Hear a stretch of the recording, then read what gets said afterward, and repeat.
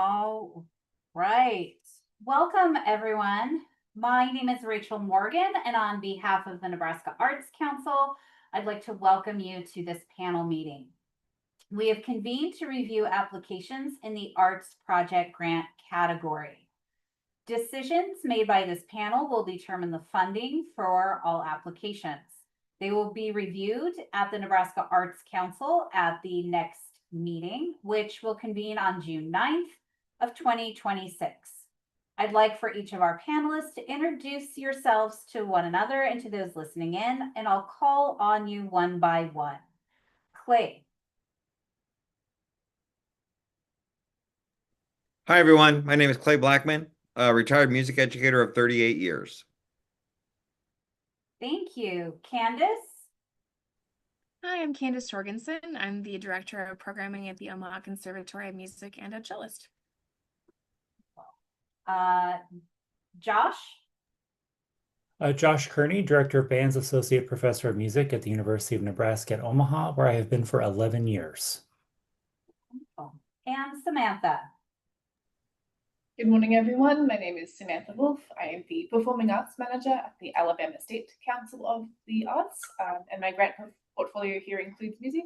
I'm also a composer of at least a decade and a composition teacher at the University of Alabama in Tuscaloosa for 3 years. Wonderful. Thank you. Mike, would you like to say anything?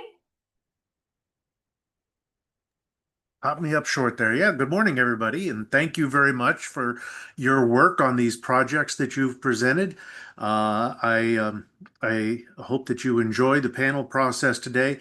You have a lot of very expert folks on the panel who are going to provide a lot of comments that I hope you take to heart.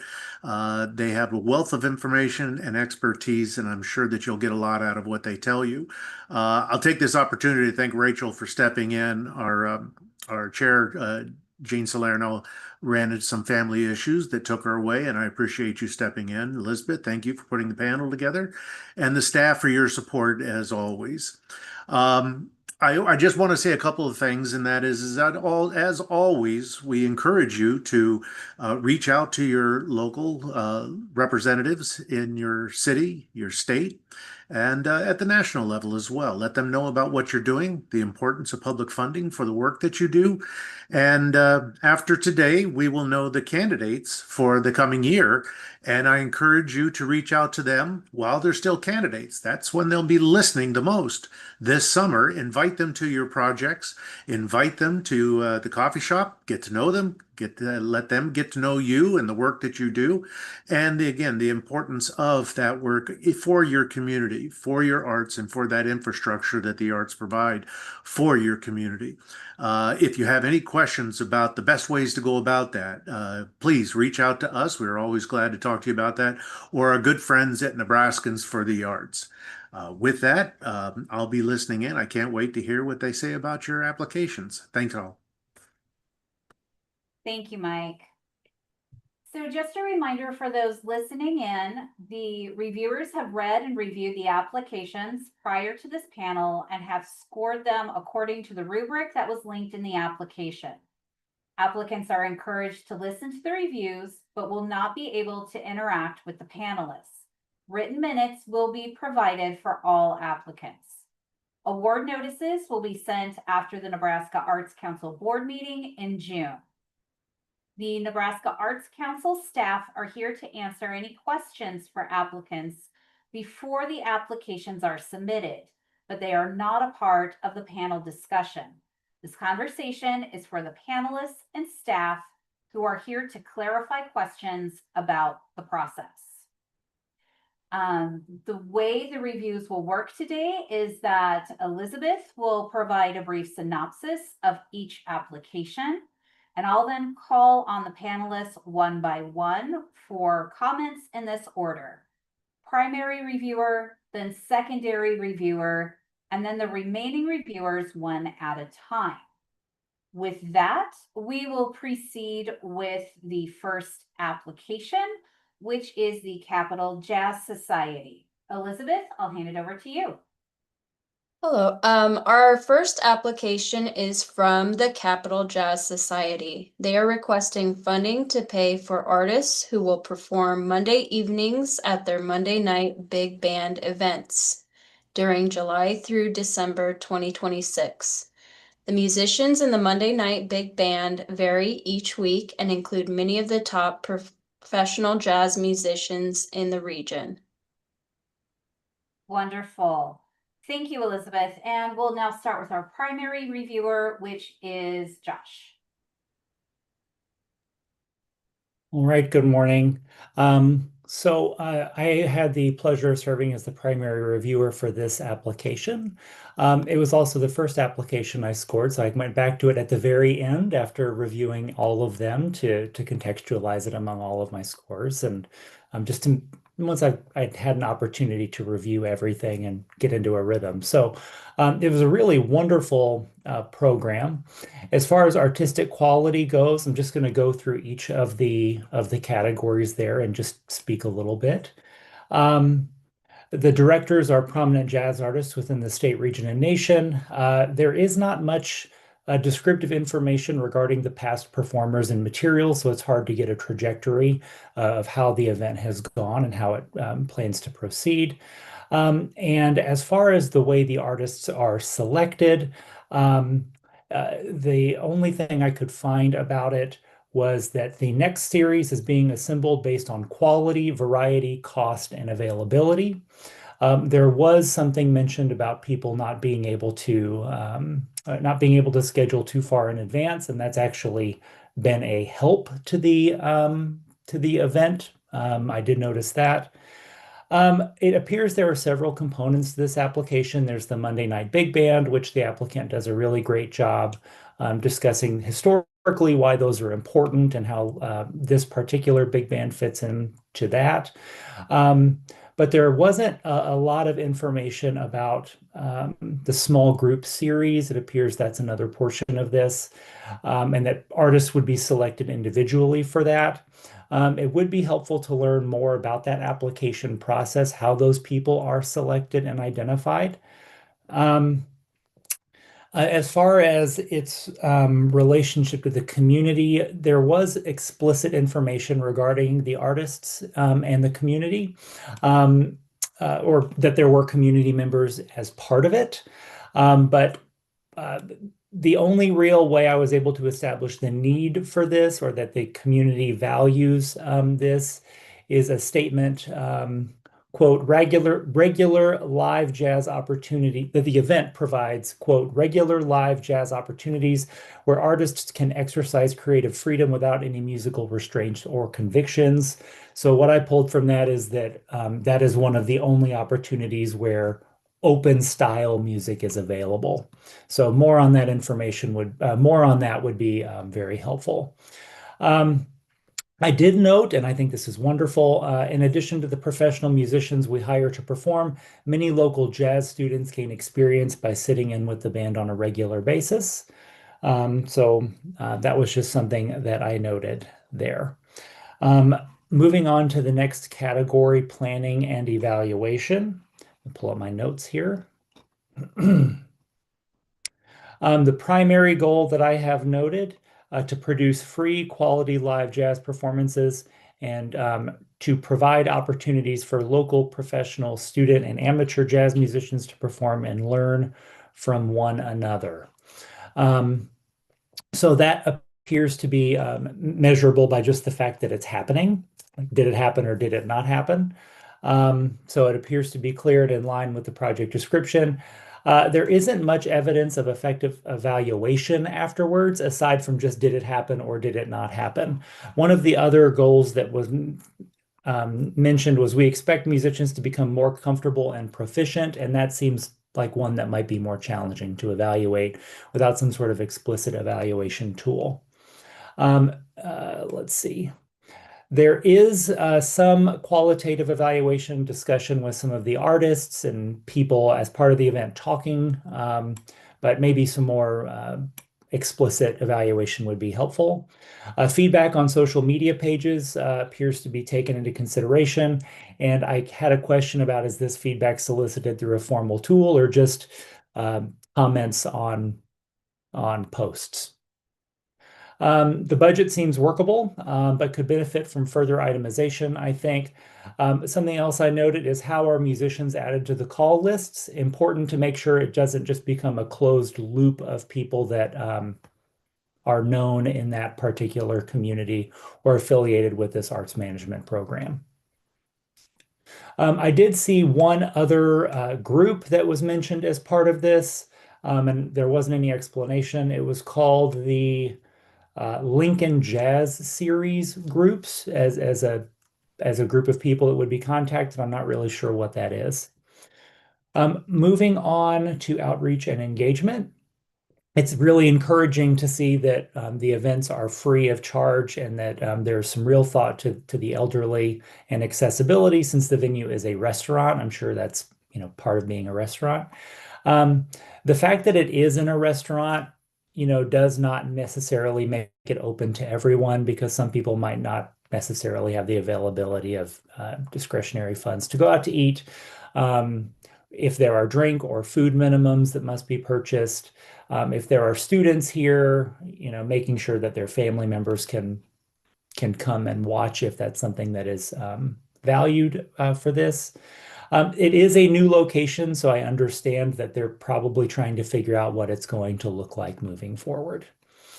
It would be helpful to have a little bit more clarification on how this group promotes events to students from all backgrounds. It appears that just the directors that are affiliated with this program say to their students, it'd be wonderful if you came to sit in. But again, just making sure this isn't a closed loop with more individuals. It is important to note, and I think it's very beneficial, that there are low overhead costs for these events within Arts Incorporated. They do a lot of advertising among all of their affiliate groups, which is great, and it helps the organization effectively manage its resources. The letters of support are good, and they offer perspectives from both a student participant, which is extremely valuable, as well as an area professional. And I applaud their use of social media for outreach. So I think did I touch everything? Great job. Yes. Wonderful. I was a little nervous. The first one always, the first application is always finding your rhythm, right? Yeah. Great job. All right, Clay, you are the secondary. Well, thank you very much. Josh pretty much said everything I have in my notes, so good job, Josh. In the artistic quality comments, the applications seem to emphasize that both local and nationally known artists and the rotation. So it's not always, as you said, Josh, that closed loop. They bring in different people. I, like you, would like to know how they bring in those people. Okay. Other than just who's available and so on and so forth. And because of education, the real life education of students performing and getting their education on stage is also a draw to me when I was reading the application. On the planning and evaluation, I thought the budget seemed to be fine, and I love the fact that it's free so that anyone can attend. Like you said, Josh, having it in a restaurant may lead people to feel pressured to order something rather than just come in and listen, but they'll find their way as they go through their new location. For outreach and engagement, they advertise very well, or at least they say they do. And I like the actual wording where they said they could drop in because the Haymarket is always a busy place. And they are working on community partnerships. And this is where I believe they said students receive real life training and education. So Josh kind of covered everything. Wonderful. Thank you, Clay. Candace, do you have anything to add? I wholeheartedly agree with everything that Josh and Clay have said. I do think that the idea is highly valuable to students, and getting that real life availability and experience is great. But I think also some more information about, as we know, jazz is more, I don't want to say last minute, but it has a shorter timeline, which is a very real part of that art form. But having, I guess, a little bit more sketched out of like what your hopes are for the next season, to be able to see that in the plans. Thank you, Candace. And Samantha. Yeah, I agree with everything that has been said. It seems like a program that would benefit a wide range of community members. I do love that students have that ability to be involved, but I agree I would have liked to have seen a little bit more specifics about how that works. For instance, how many students do they typically draw? Are they expected to read notation, that kind of thing? But maybe that's just my music nerd brain speaking a little bit. I appreciated in the evaluation methods that the performers were included in the evaluation data. That is not always the case. Sometimes data focuses just on audiences or just on participants. So it's nice to see them included as well. And I agree, it would have been nice to see perhaps some, maybe if things aren't concrete yet, but maybe some ideas or hopes, or we plan to grow in this direction, that kind of thing. But nothing that I think would seriously impact a recommendation from me. Thank you all for the detailed notes and summary. Thanks, Samantha. With that, if you need to adjust your scores, you have time to do that. When you're done, please just give a thumbs up, either thumb or the button.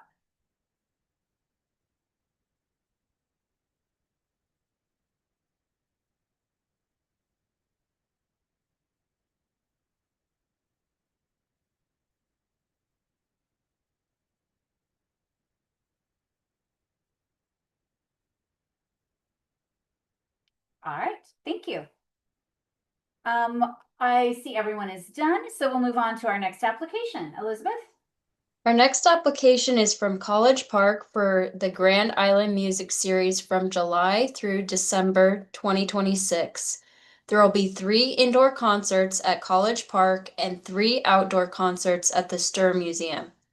The grant will cover production expenses and artist compensation for the 6 concerts. Wonderful. And Josh, you get to lead us again. All right. All right. Thank you very much. This was a really nice application to read. I appreciated that there are, it appears to be paid and free components of this application, and that there are performances at a museum, which drives traffic into that space as well. There is mention in terms of artistic quality, past initiatives that drew really large audiences, which is great. And the example that they used was the Hispanic Heritage Month performance in September of 2022. Considering that this is meant to be like a community music series for people in the community, it would be wonderful to know, to see how they plan to take lessons they learned from the Hispanic Heritage Month application or that event and apply them to others, because it did have such a significant draw. I do know that, you know, Hispanic Heritage Month only happens once a year, and so it might not be feasible, but just some reflection on why, maybe what initiatives that were part of that to make it even more successful moving forward. Additional description as to why the selected artists were important to the community would be really helpful. They do talk about the diversity of genre, and so I guess there is that. Moving forward, I'm having a small little tech issue on my end. Okay, it's been resolved. To planning and evaluation.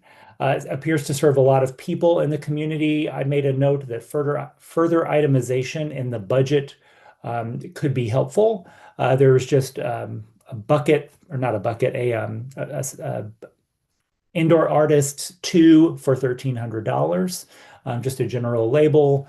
Is one person being paid, or is it 50-50? Is one person being paid just a small portion of that? That would be maybe helpful, at least in terms of equity, or to see if maybe one artist is being viewed more prominently than another. I did make a note. Are there, let's see.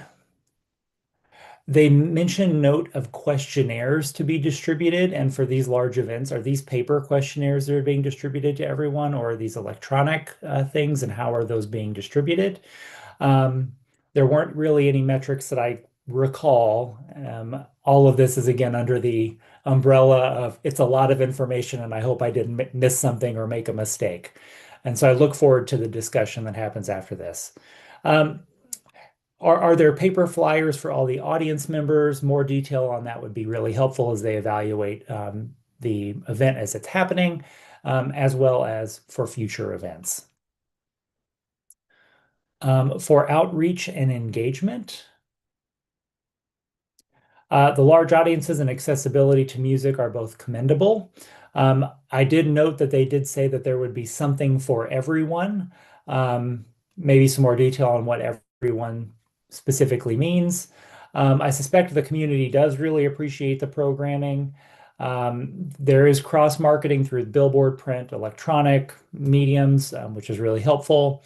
And the letters of support do a nice job highlighting the impact this program has on students, as well as broader organizations like the museum.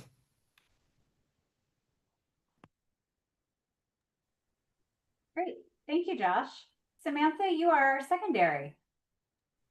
Thank you very much.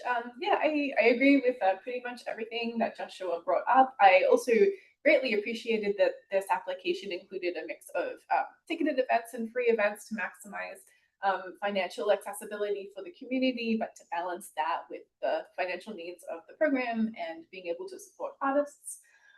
It was clear from the application and the support materials that this applicant has a strong history of engaging performances with the diversity of Nebraskan artists and appealing to a broad community. I also would have appreciated some more details on their plans moving forward, but I think that there's enough here to begin that process. Onto planning and evaluation, I appreciated Dean's impressive credentials, was curious about maybe other staff and board members who were involved in implementation and decision making. The goals seem very commendable, but perhaps a little narrow in scope. I was wondering if there were more things that a concert series of this size and nature could achieve. The evaluation methods were a good start, but I felt that they could maybe be a little broader and deeper. For instance, supporting that survey with maybe more formalized evaluation methods going forward. The production timeline seemed really nicely detailed and feasible. The budget was straightforward and quite modest considering the size of the event. I had a slight concern that the artist fees component of the budget was less than half of the total budget. I just like to see state funds used for direct artistic outcomes wherever possible, but nothing super red flaggy there. And then on the outreach and engagement, they provided good demographic data and strong financial accessibility narrative. I think that they mentioned schools, and it would have been nice to have a little bit more information about that. So which schools and which performers will participate, and in what capacity? Is it like a joint performance or a workshop? But I also appreciate that perhaps they're still working out those details themselves. They have really strong community and promotional partnerships, which speaks to their broader community impact and gives me a lot of assurance that this event will be successful. And that's all I had. Thank you. Thank you, Samantha. Clay, anything to add? The only thing I have to add is I agree with the more info needed for school. I appreciate the coupons for future performances, for admission. I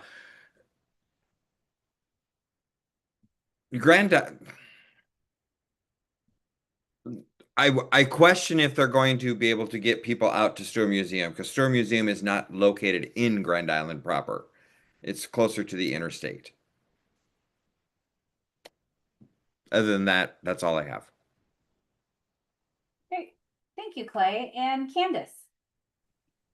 Hi, yeah, I agree with everything said so far. And I guess I had more questions about when we're talking about, we understand they're subcontracting with was it Arts Incorporated, but a lot of the information was about that organization, but the applicant is College Park. So I wanted to know more about their organization and how it was speaking to them and the community that's working with them and Stir Museum specifically. It was nice to see that there was support from Stir Museum on the letters of support side, but that would be really helpful. And I think that that's the how does this actually connecting really well to Grand Island, for Grand Island to have voice as to how this is a part of it would be really important for me. Thank you, Candace. All right, if you need to adjust your scores, you have time to do that, and just give a thumbs up when you're ready to move on.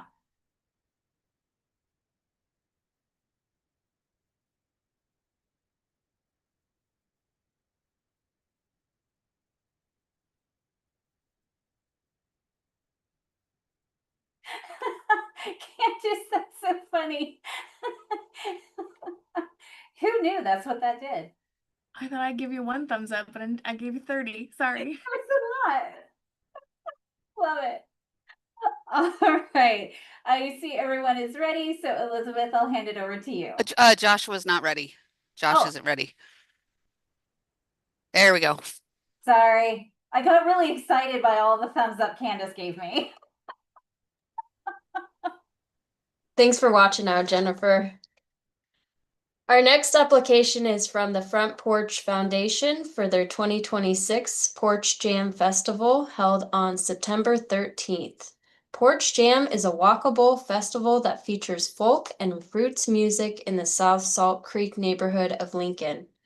Funding will be used to pay the musicians. Wonderful. And Candace, you're our primary. Great. Thank you so much. This was a fun application to read, and it looks like I think the things I really loved seeing about, and I'm going to think I'd just be more holistic. I may not go into all the different areas unless there's more requests to do that.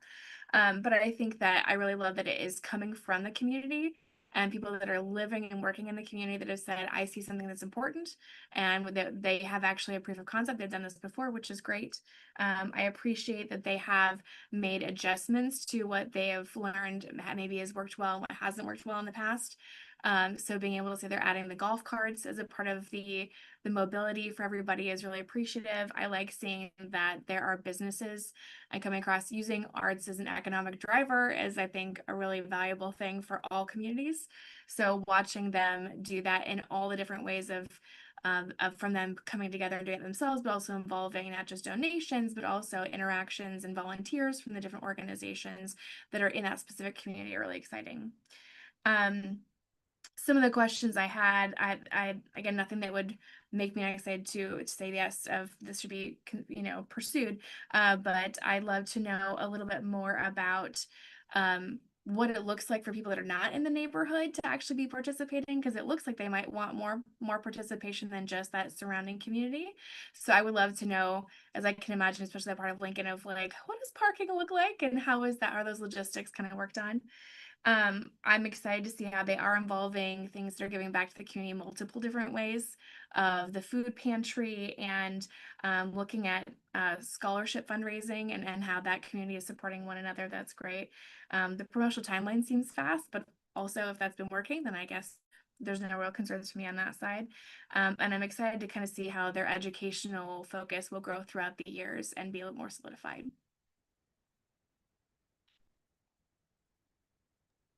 Wonderful. And Samantha, you're secondary. Yeah, thank you. I also really enjoyed reading through this application. I appreciated that just the nature of the event is inherently accessible and community driven. I love that it's walkable, and I agree with Candace wholeheartedly that it's really encouraging to see that not only have the organizations been soliciting feedback, but also implementing the feedback that they have received. And I'm sure that that will continue to happen. I loved that there were multiple points of engagement.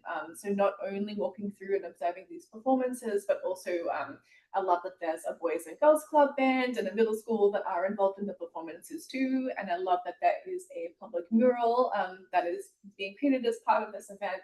My one concern with that was I was wondering if the mural site had been chosen and the appropriate permissions given to be able to create that mural, but I guess that's a little bit beyond the purview of a music grant.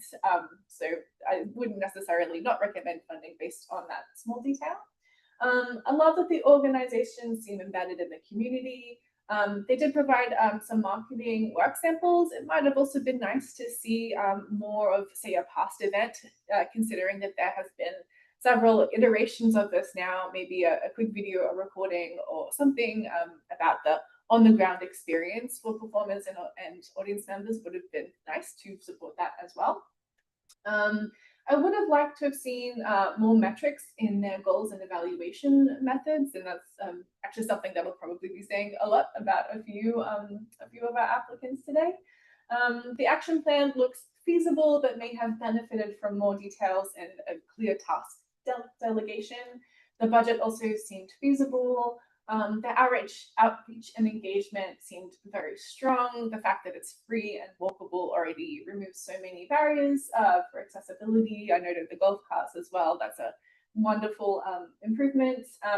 They provided well-researched demographics for income and ethnicity. I was wondering about age as well, particularly with the golf carts and the walkability. I was curious about that data as well.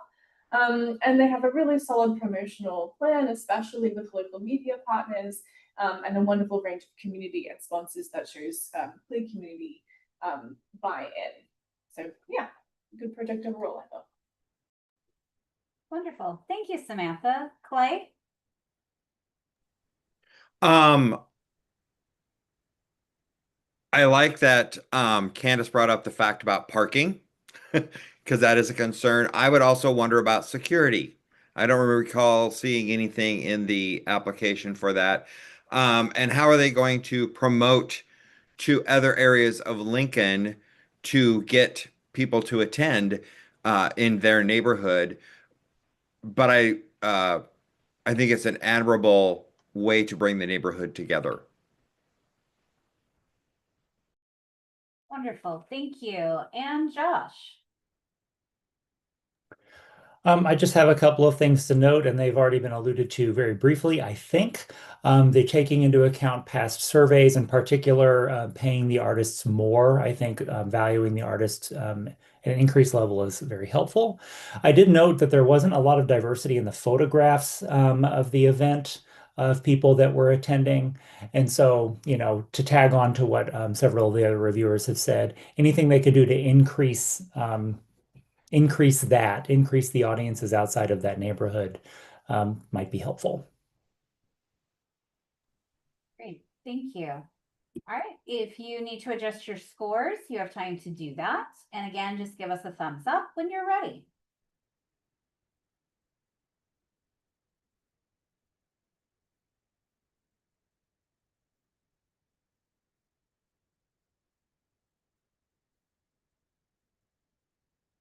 Perfect.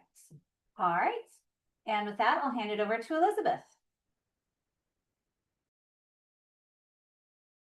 Oh, you're muted, Elizabeth. Clicked it and then unclicked it. Our next application is from the Hallens Corporation for their 14th annual Love 'em Jazz Festival, which will take place on September 5th at Turner Park in Omaha, featuring nationally acclaimed Grammy-winning musicians alongside local talent. There will be a jazz masterclass taught by the festival headliners and a vendor village, showcasing locally owned businesses from the North Omaha community. Support will help offset artist fees and ensure the festival remains free and accessible for everyone. Thank you, Elizabeth. Josh, you're our primary on this one. All right, great. Thank you. I would like to note the size of this application and the event. It's very large and seems to have a lot of touch points. Very comprehensive. I'll go down through all of the categories again. I think this is in its 14th or its 15th year, which is wonderful. The artistic merit, they do mention that this is an arts, health, and well-being designated initiative and make a strong case for the fact that it promotes community health by creating a welcome outdoor environment where people can gather, relax, and enjoy cultural activities, of which there are many, which is very nice to see. It states that the event encourages overall well-being, cultural pride, and social connection. Cultural pride in particular, I suspect because of the connection to the women-owned and minority-owned businesses, being able to sell and sell their products and engage with the community in that way. I thought the inclusion of the jazz masterclass at NOMA was really a wonderful thing, considering that it's a relatively new organization, some cross-pollination there between multiple parts of the community, which is great. The fact that there are nationally recognized artists, including Grammy and Billboard designees, and this is a free event for people to participate is great. And not only do they get to participate as an audience member, many of these people get to also perform with them, in particular the students, which is great, or perform on the same stage as them, whether it might not be with them in particular, but that's pretty great. I did want to note that the press release for their featured artist was not the featured artist. They indicated that this person was a saxophonist, but all the promotional materials with this person's name were of a trumpet player.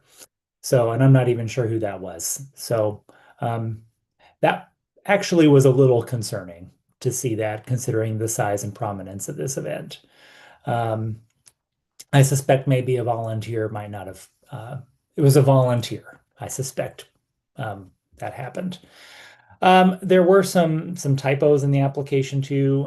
I saw mixed feedback as to whether or not we were supposed to consider that negations versus negotiations, sort of in tandem with the promotional material issues. I would think need to be taken into consideration. Let's see. Nationally prominent artists, local small businesses and vendors, and collaborations with community arts and advocacy organization. They all appear to be really thoughtfully incorporated into this event. It looks like they are really taking into consideration past evaluation, which we'll get to in a minute. Aside from NOMA and the Central High School students, are there any other connections with the Omaha community and the artists that get selected, or is it just bring a headliner and just hope that impacts the community? So maybe it could be good to increasingly lift up this space. Okay, for planning and evaluation, I have to say, I think this is appropriate. It was brilliant to pass out water to people to complete the survey. I thought that was really, really smart, and I'm going to take that idea. So really, really great. And the fact that it's an outdoor festival and they're providing water, it just seems like a win-win for everyone, or for at least the first 20% of audience members, I should say. Let's see. So I appreciate the fact that they're incorporating some benchmark so they know if their sample size is large enough when they're taking into consideration the evaluations. Collecting data from student participants in the masterclass is great to ensure wide service. I also appreciate the immediate lessons learned meeting following the festival when all of the issues are fresh on someone's mind, which is really great. Let's see. They use social media to collect feedback. In addition, I would imagine, to the survey that they're selecting. Will attendees be asked to tag the page or use a specific hashtag or something like that to ensure that the feedback gets to the organization? I think would be important. Make sure that I got everything. Oh, as far as budget goes, greater itemization would be really good here, I think. It just says for national recording artists, $35,000. I'm not sure what that means. If that's just the headliner and the headliner's band, or if the recording jazz band is a separate thing. I'm not really sure what these are, and it doesn't necessarily fit the narrative super closely that I could find. If one person is being paid that much, there could be potentially some equity issues, I would imagine. Let's see. I made a note that the application document states that the contracted cost of musicians is $12,000, but I don't see a corresponding amount in the budget. something that I noticed within the narrative in the actual budget. For outreach and engagement, let me find. Let's see. Clear evidence of significant community buy-in through grants with the Sherwood Foundation, Mutual of Omaha, Nebraska Tourism, and it's great to see that the organization is pursuing additional government funding as well. I appreciate the focus on North Omaha residents, particularly underserved. That's a food desert area. And so, probably wouldn't have been super successful to have this event entirely in that area with lack of options for food, except for maybe food trucks. But this does bring a lot of people into a part of town where there is adequate parking, food, all of those sorts of things. The support of North Omaha small business and the partnership with NOMA are really meaningful. The decision to identify zip codes where access to arts education is thoughtful. Let's see. I noted that there was the inclusion of sign language interpretation throughout the event, which I thought was wonderful, a collaboration with Deaf and Hard of Hearing Services. And the letters of support are strong. I would have liked more background information, maybe on the private businesses that were being included to make sure there was a wide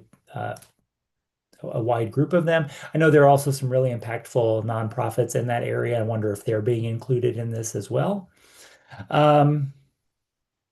Letters from past masterclass participants or even their parents or guardians, I would have added more to the letters of support section to see if the students are really getting out of it what they think they're getting out of it. Sounds like a great event. That's what I've got. Thank you, Josh. Samantha, you're our secondary. All right, thank you. Yeah, I agree with much of what Joshua said. I appreciated that there's a balance between established and more emerging performers, but would have loved to have seen more detail about those performers. Noted the issue with these support materials there.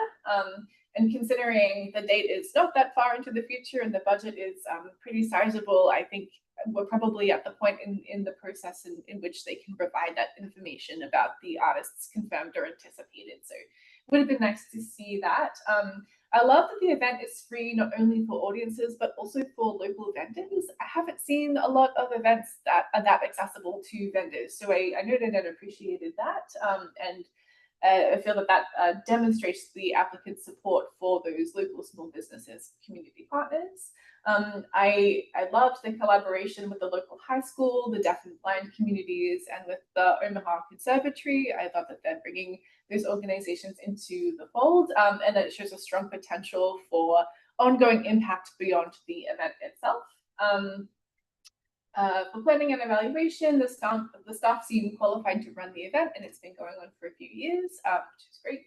I really appreciated the multiple forms of evaluation and data gathering that were involved. The budget to me seemed pretty high for a one-day event, and I was curious about any contingency plans should funding not eventuate the way that they would like or other things. For outreach and engagement, I appreciated that the applicant considered accessibility and inclusion beyond physical and beyond the provided checklist. Again, a strong range of community and media partners shows local support and a great chance of success. There was one part of the outreach engagement narrative that was a little confusing. It mentioned scholarships for students, but I felt like that information sort of came out of nowhere, and I wasn't sure about what its connection was with the event itself, although it's certainly a really good thing to do. And it maybe would have appreciated a little bit more explanation of that aspect of things. But overall, I agree with Joshua. It seems like a great event, and really they think a lot about the community that they perform in. So I appreciated that. Thank you, Samantha. Clay? I agree with what everyone has said. I too thought the budget was a bit high and would like more explanation on that. I also appreciated the inclusion of the deaf and hard of hearing community and the elderly. They specifically targeted those two, mentioned those two. In the letters of support, The second letter never really mentioned the actual event by name. They just a sponsoring organization in all of their endeavors. So I thought that was interesting. Thank you, Clay and Candace. I agree with all that was said and don't really have anything to add. All right. If you need time to adjust your scores, you have time to do that. Again, just give us a thumbs up when you're ready.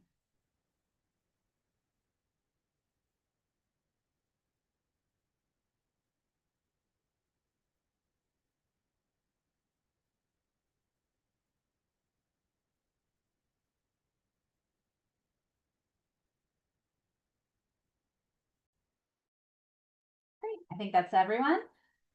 Elizabeth, I'll hand it over to you. Our next application is from Iron Horse Arts District for their third annual Flyover Country Concert, held August 29th in downtown Holdridge. This year, they will feature 4 performing acts. Awarded funds will cover the cost of performers, stage, lighting, and necessary rentals for the concert. Thank you, Elizabeth. Candace, you're our primary. Thank you. So it was really fun to read through this application that has been, from my understanding, and there were like previous community events that had discontinued, and this kind of picked up in its own place. And so I really appreciated that the community of Holdridge through that creative district is really saying that they're trying to fill a need that they still continue to see. I think that they are still learning each year that they're doing it of what they want to accomplish with it, which is exciting to see them considering what that looks like, talking with the local businesses, and seeing what the community is really looking for. And they had actually diverged from last year, which was splitting the event into 2 different, I think, events. I think I personally wanted to know more about that, of like what was pulled off and what did they learn from it. But I think that I'm grateful to see they're at least making those adjustments and responding to what the community needs. I think that it really does seem meaningful to this community, and I think it's particularly meaningful to the small businesses of this community, having that large support from small businesses in that brewery that said like this really is like the biggest day and it's a big community builder. And we are talking about an area that is more rural, and having that moment for them to all to come together is more rare. So that's really fun to see. I do think that they are very accessible pricing, which is great for their tickets. That they are really thinking about feedback now and starting to grow that structure. I think that it's in its newer stages of that, but it's nice to see. I think that it's nice to see that the budget was pretty clear in terms of what they're looking for and how they're taking care of all the different details, which can kind of get missed in newer festivals. So looking at a lot of things, again, there could be still some things to consider, such as security. They do have porta potties, which is great, but there's just the little details here and there, I think, that will still come together on that one. In terms of, yeah, I don't think there's anything that I'm really concerned of, other than that they're going to continue to have conversations internally of what they're learning from the different pieces, and looking to see how they're going to grow that outreach component. I think working with the schools in the area and working at the retirement communities, there's a lot of different parts, but also, as we know, we go a lot to those moments of saying like, well, have they reached out to these particular entities? But I also would appreciate if somebody said back to me, well, this is a loud live music contest that's going to go late into the evening. How interactive with retirement communities are we looking to be? So being realistic about their who they're working with and who they're trying to support, and those different parts, I think is great. Great. Thank you, Candace. Josh, you're a secondary. All right, thank you. I agree with all of the comments that were raised previously, and I would just like to underscore and maybe add a few. It's very clear that there is a really strong feedback loop here where they are regularly evaluating the event. The addition of rock and popular music this year is a welcome step towards broader appeal in that, I think, which is great, as they're hoping to grow the event even further. Ticket pricing was part of that as well. Hopefully that will drive additional attendance. They do mention that there's a 10% Hispanic population there in Holdridge, and I wonder if this event is serving those people as well. Maybe some additional information or maybe additional exploration of genre to make sure that everyone is included here.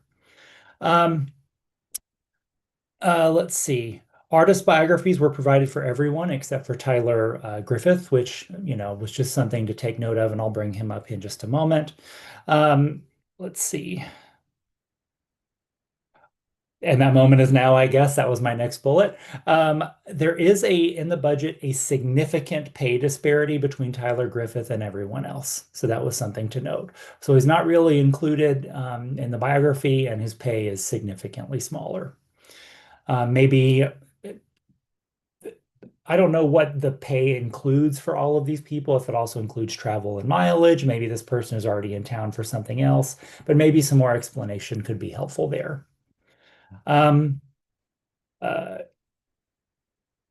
sure I was impacted by a previous application, but setting a response rate target for the collection of feedback, even without bottles of water, would be really helpful, I think, because they are soliciting feedback, but any sort of response rate to make sure they're getting enough would be really good for the event. Let's see. The letters of support are strong and meaningful, in particular the mayor. Of note, this event replaced a past event. I don't know if it's the same as the split, and then, I don't think so. I think something went entirely away, and this was added in its place. So economically, it's been hugely important to these small businesses, and it's important to note that this event has surpassed that one, the one that it replaced. And the mayor speaks well of the professionalism of the event organizers. Something that I did notice, there was not much information for additional education or outreach activities in the application. So more substance here would strengthen the application. Great. Thank you, Josh. Clay, anything to add? I like the fact, I appreciate that they included the area businesses, because living in a small town myself, we all know the economics for a small town are very important. They're also making it a county-wide event, not just a Holdridge, which I appreciated a lot. They talked about a way to offer free admission, but really didn't. They mentioned it and then didn't really go into it. So I would like to see more of how they're going to do that, and maybe it's just something they're thinking about. Great. And Samantha? Yeah, I agree with pretty much everything that has been said. Just to add that I love the detailed timeline that was provided, and that the staff seem really qualified to make this event. The goals and evaluation methods are clear. The budget seemed high, but perhaps not crazy for an event of this size, and especially considering its local economic impact. They've made a great case for that. There was a decent budget for the artists. I was a little confused about the program management line item. It seemed high, and I wasn't sure exactly what that involved. Like, does that include staffing costs for organizers and that sort of thing? So that would have benefited on my end from a bit of itemization or explanation. I really appreciate that they broke down their marketing budget and that they have strong community media partners. I also really appreciate that they named their corporate and foundation supporters, showing a range of community support. The budget also mentions revenue from t-shirt sales, but I couldn't see t-shirt design and creation materials in that budget, so that was maybe a small question mark on my end. I agree that sort of outreach in the education space was a notable absence. And perhaps they could have gone further with that. But otherwise, I think it's a strong project that has really clear benefits for the community. Great. Thank you, Samantha. If you need to adjust your scores, go ahead and take time to do that, and just give a thumbs up when you're ready.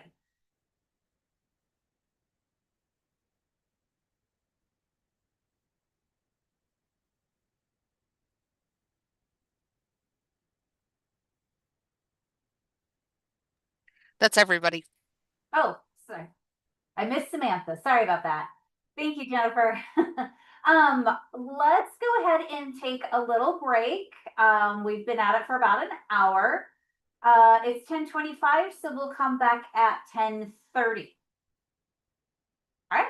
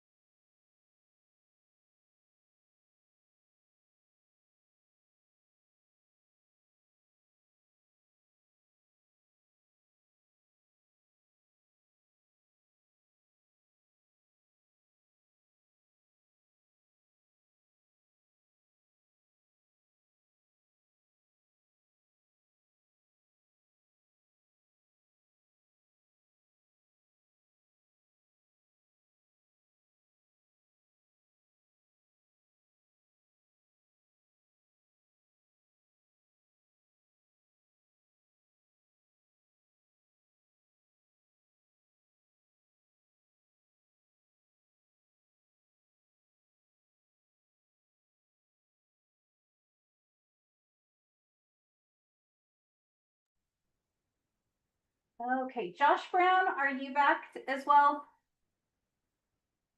I'm back. Perfect. We can't start without our minute taker. That's important. All right. It looks like we are all back and ready to go. So Elizabeth, I'll hand it over to you. Our next application is from Jocelyn Castle and Gardens to support a new residency led by the Bel Canto Duo. This project supports the creation of new compositions as well as public education and performances. Bel Canto Duo will undertake a 6-month interdisciplinary residency, September through February, dedicated to the creation and public presentation of new music informed by neuroarts research, historical artistic sources, and contemporary film practice. Funding will be used to pay Bel Canto Duo. Thank you, Elizabeth. Candace, you're our primary. Thank you. This application was fascinating to read because it is such an interesting collaboration. Having it, I'm not saying just the interesting collaboration between the musicians, which also is beautiful, but the idea of how a residency working within Jocelyn Castle and interacting with the community is really a fascinating thing to consider. Their work samples were fantastic in terms of seeing the music was really interesting. Their previous experiences that they've done that both through video and sound and a lot of different disciplines. I think that's a really creative and beautiful thing to bring to the community. I love the idea of involving where neuroscience and arts kind of converge. And so that's a fantastic thing to really explore. And I think it's a very ambitious idea to put together. And I think that what I wanted to see more on the artistic side is I'm grateful to see like the theme of the project, but I think a little bit more of kind of where they're hoping to go with some of those things. I think me as a musician, I wanted more details on how are the neuro arts being connected in this particular project. Maybe just because I'm just so fascinated in general, but like how does it connect? Is it within just the composition or within the composition? How is that being shared with the community, or is it just saying through this music it will accomplish beautiful things for our brains? So I think I'm really curious on that aspect of it. I think what I would love to see more is understanding of the specifics of the project. So I don't want to use the unfun term of deliverables, but is there a sketch of how many different performances or how many different community events there are going to be? It kind of left that out to saying like that will be determined in the future. But I think that if you're determining the depth of a residency and in a particular organization, what does that look like? Because they weren't any previous examples of any other residencies Jocelyn Castle has done before to kind of support, like saying we typically have done these types of things. I think that some more structure in that residency and how the community will be working within that and experiencing it.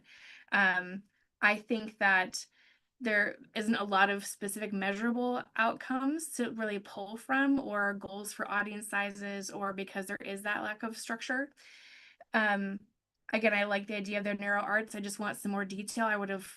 The dream would have been to see a letter from, I think it was the University of Kansas, talking about working with the duo and kind of what they're hoping to accomplish. I think that would be really beautiful if they could secure that in the future.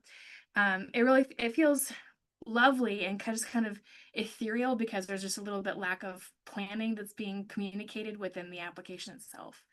Let me check my notes here.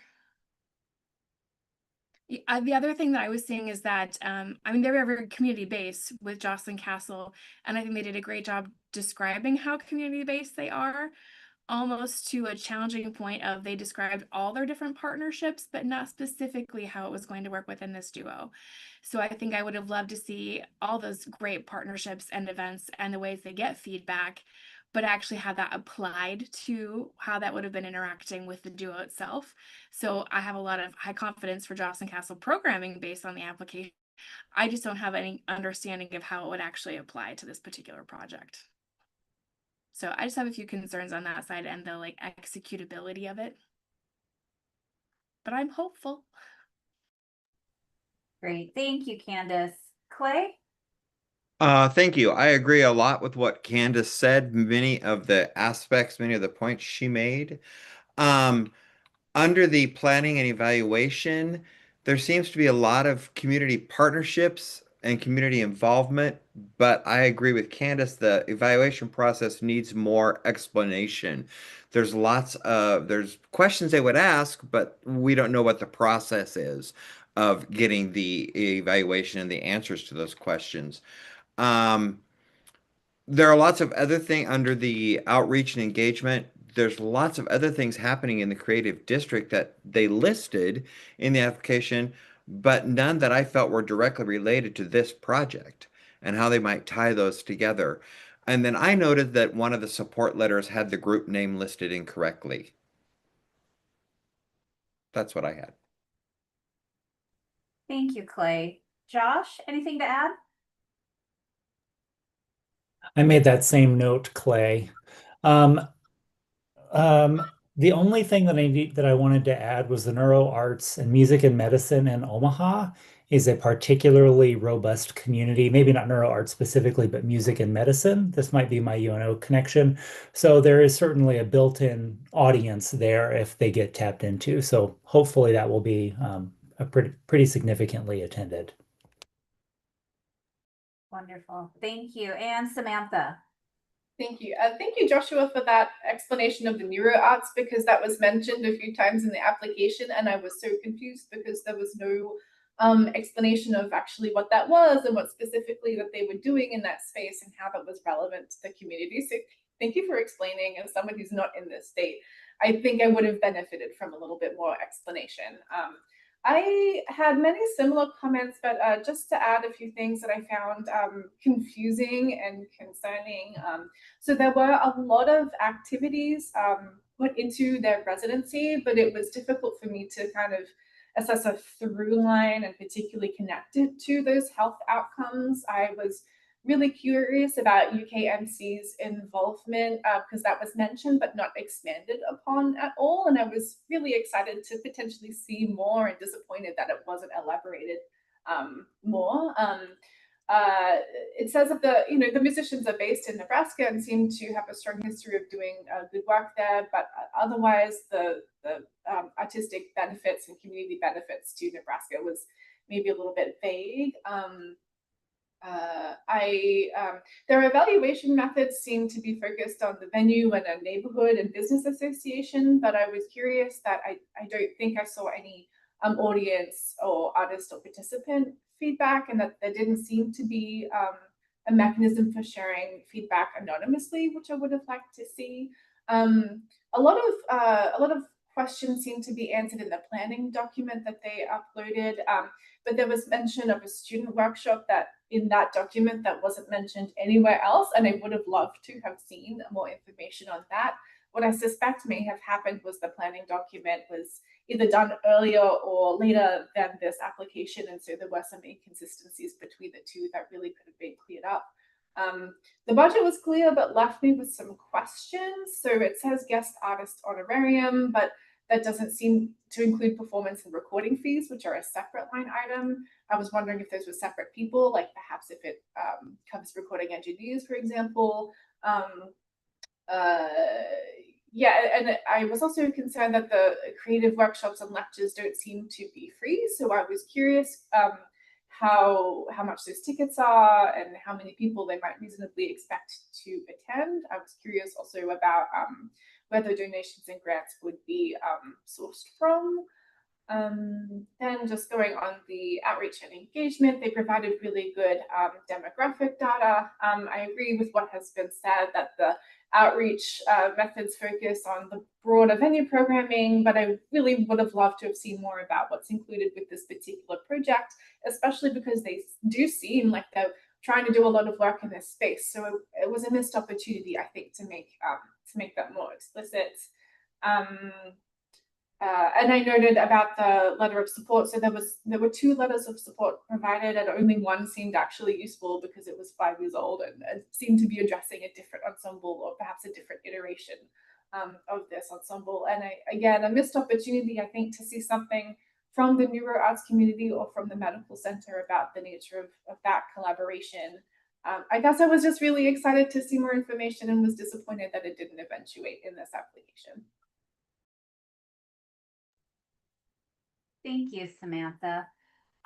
With that, if you need to adjust your scores, please take a minute or 2 to do that and just give a thumbs up when you're ready to move on.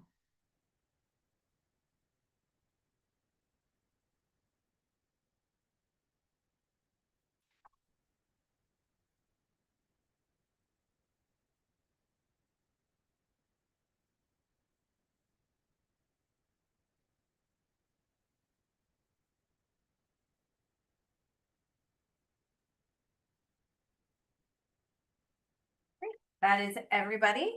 So Elizabeth, I'll hand it over to you.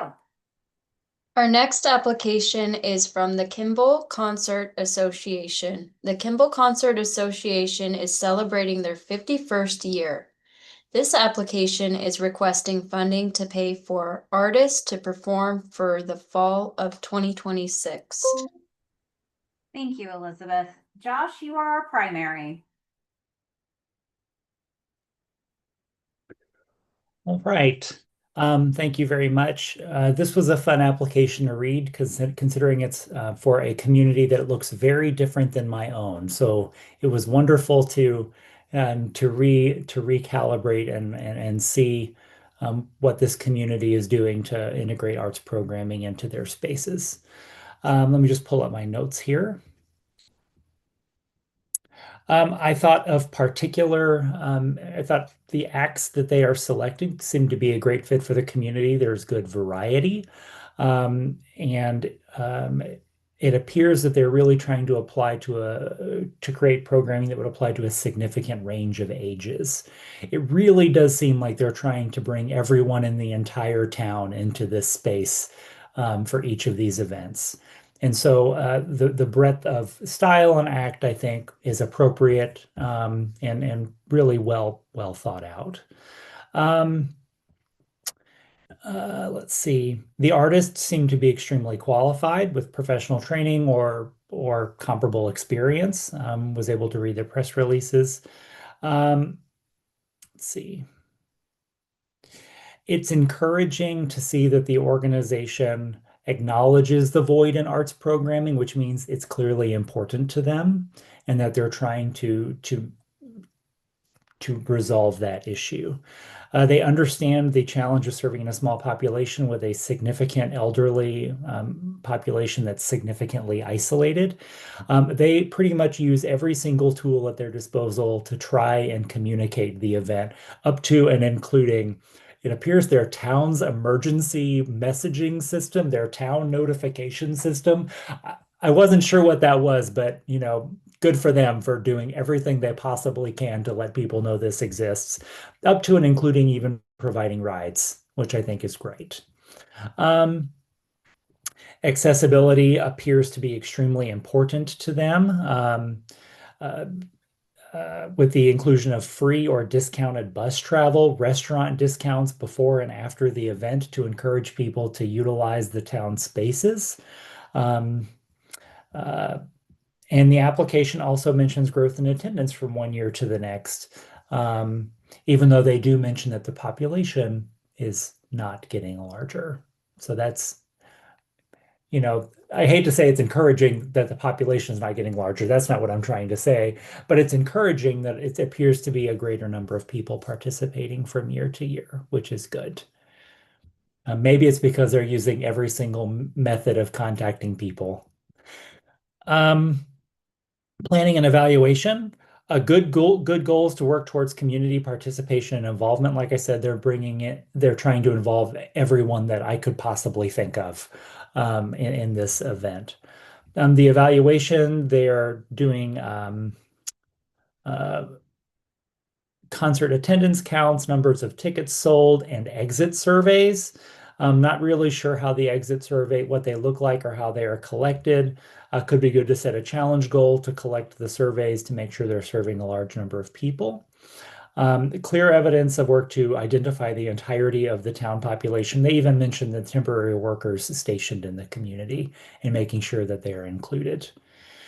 In the planning process, evidence of thorough planning, would like to see more information on who the side volunteers are that are consulted, they mention.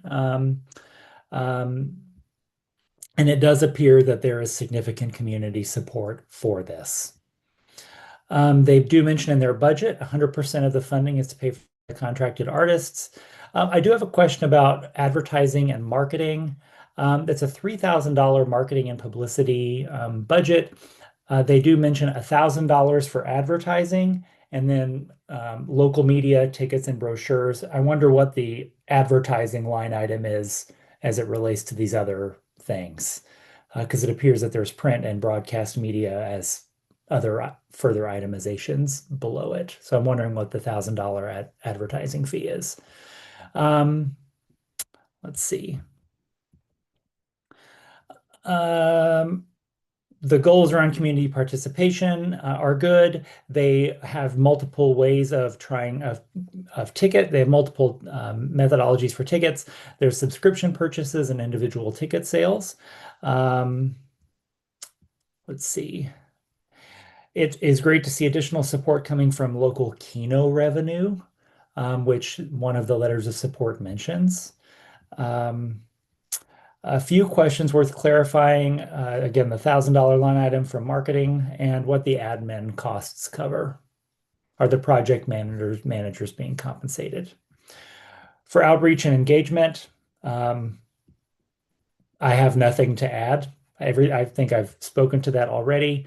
Underserved outreach, it appears that they're doing everything in their power to reach all of the people, at least from what I can read. So it's the county seat. It's primarily agricultural and energy based. Many elderly and isolated people that they mentioned specifically, as well as their temporary workers. I thought it was interesting that the artists are asked to meet and work with students, and that they acknowledge that they've had varying degrees of success with that. I wonder what that means. Not everyone works great with kids. I know as a teacher. Let's see.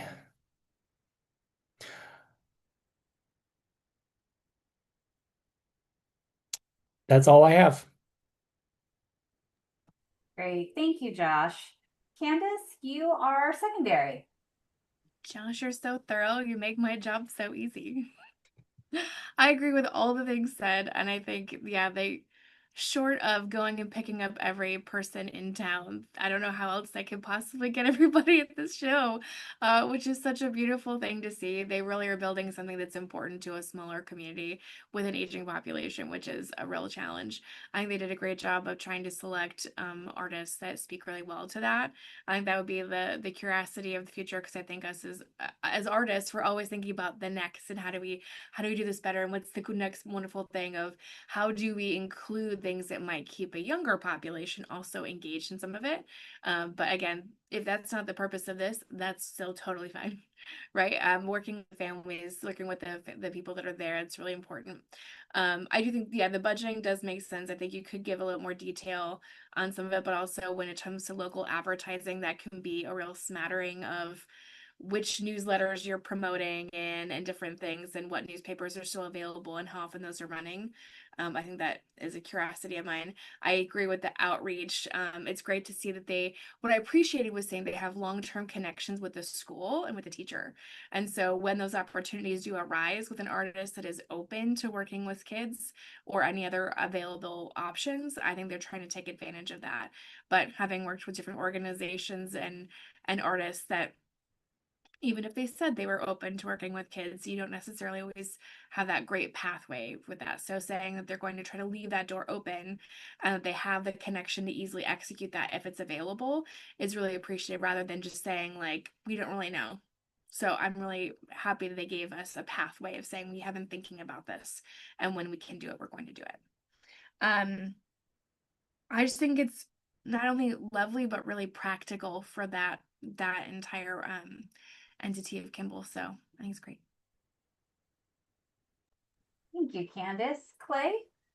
I would just add two things because I agree with what everyone else has said, is that they've been in existence over 50 years and they're constantly evolving, which I can appreciate. And as Candace said, looking for the next thing, what do we do next? Um, and to respond to the school aspect of things, trying to work with the schools, maybe I misread it, but I thought they said it was dependent on the school schedule as to getting the artists into the schools. And that's all I have. Thanks, Clay. And Samantha? Yeah, I agree with much of what has been said. Gosh, there's a lot of gumption in this application in terms of organizing the events, getting the entire town out. There are evaluation methods as well. One small thing that stood out to me about the evaluation methods is they mentioned something about asking local realtors for contact information for new residents, and I wondered if that was ethical or legal to do that. But again, I think it shows high motivation for making sure that absolutely everyone is aware of this event. And oh my gosh, like, shuttling people themselves. Yeah, it's just kudos for that. The budget seemed sort of high for 2 performances, but I suppose that makes sense for out of town, like regional performers. I could have benefited from a little bit of atomization and an explanation more of the corporate sponsorships that they mention. Yeah, and I'm very sympathetic to this idea that the whole community is an unserved community when it comes to arts programming, and I love the work that they're doing in this regard. It's clearly really important to the community. I too would have appreciated maybe less passive language and more specifics in that engagement outreach narrative. I appreciated the support letters.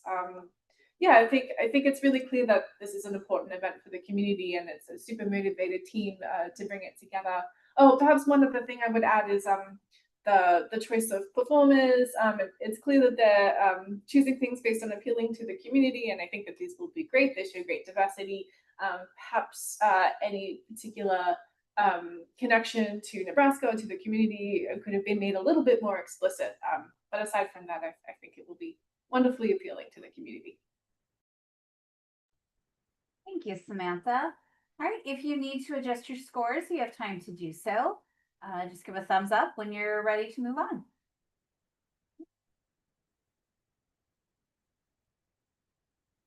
All right, we will go to the next one, and Elizabeth, I'll hand it over to you.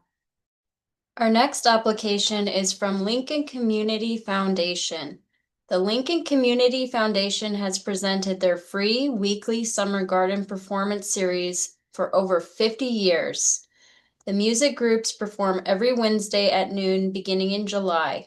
A variety of musical styles are represented, including classical, jazz, blues, Latin, rock, folk, country, and bluegrass. Funds will be used to pay the artists and help with production costs. Thank you, Elizabeth. Clay, you are our primary. All right, thank you.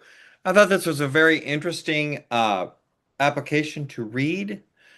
I appreciate the fact that they have such a long history of providing quality performances for free. That's always a great price. I also appreciate the fact that performers are chosen through an audition process by a committee. And it can include local artists and professional ensembles. My question is, it says it runs through December 1st, but it seems that the last performance will be in September. So I didn't quite understand that portion. I also appreciate the fact that they give an additional concert for Give to Lincoln Day. I thought they had a nice planning template and forethought. I appreciated that, and a very, very good sense of deadlines. I'm concerned that there's a person in charge of many things because that can spell trouble, but that they get assistance from others. I would have liked to see more explanation of who the others were. I thought the outreach was good, and it takes into account all ages, including preschool and senior citizens. Uh, all types of diversity are mentioned, and the informality of the event, I think, is a big drawing card for everyone.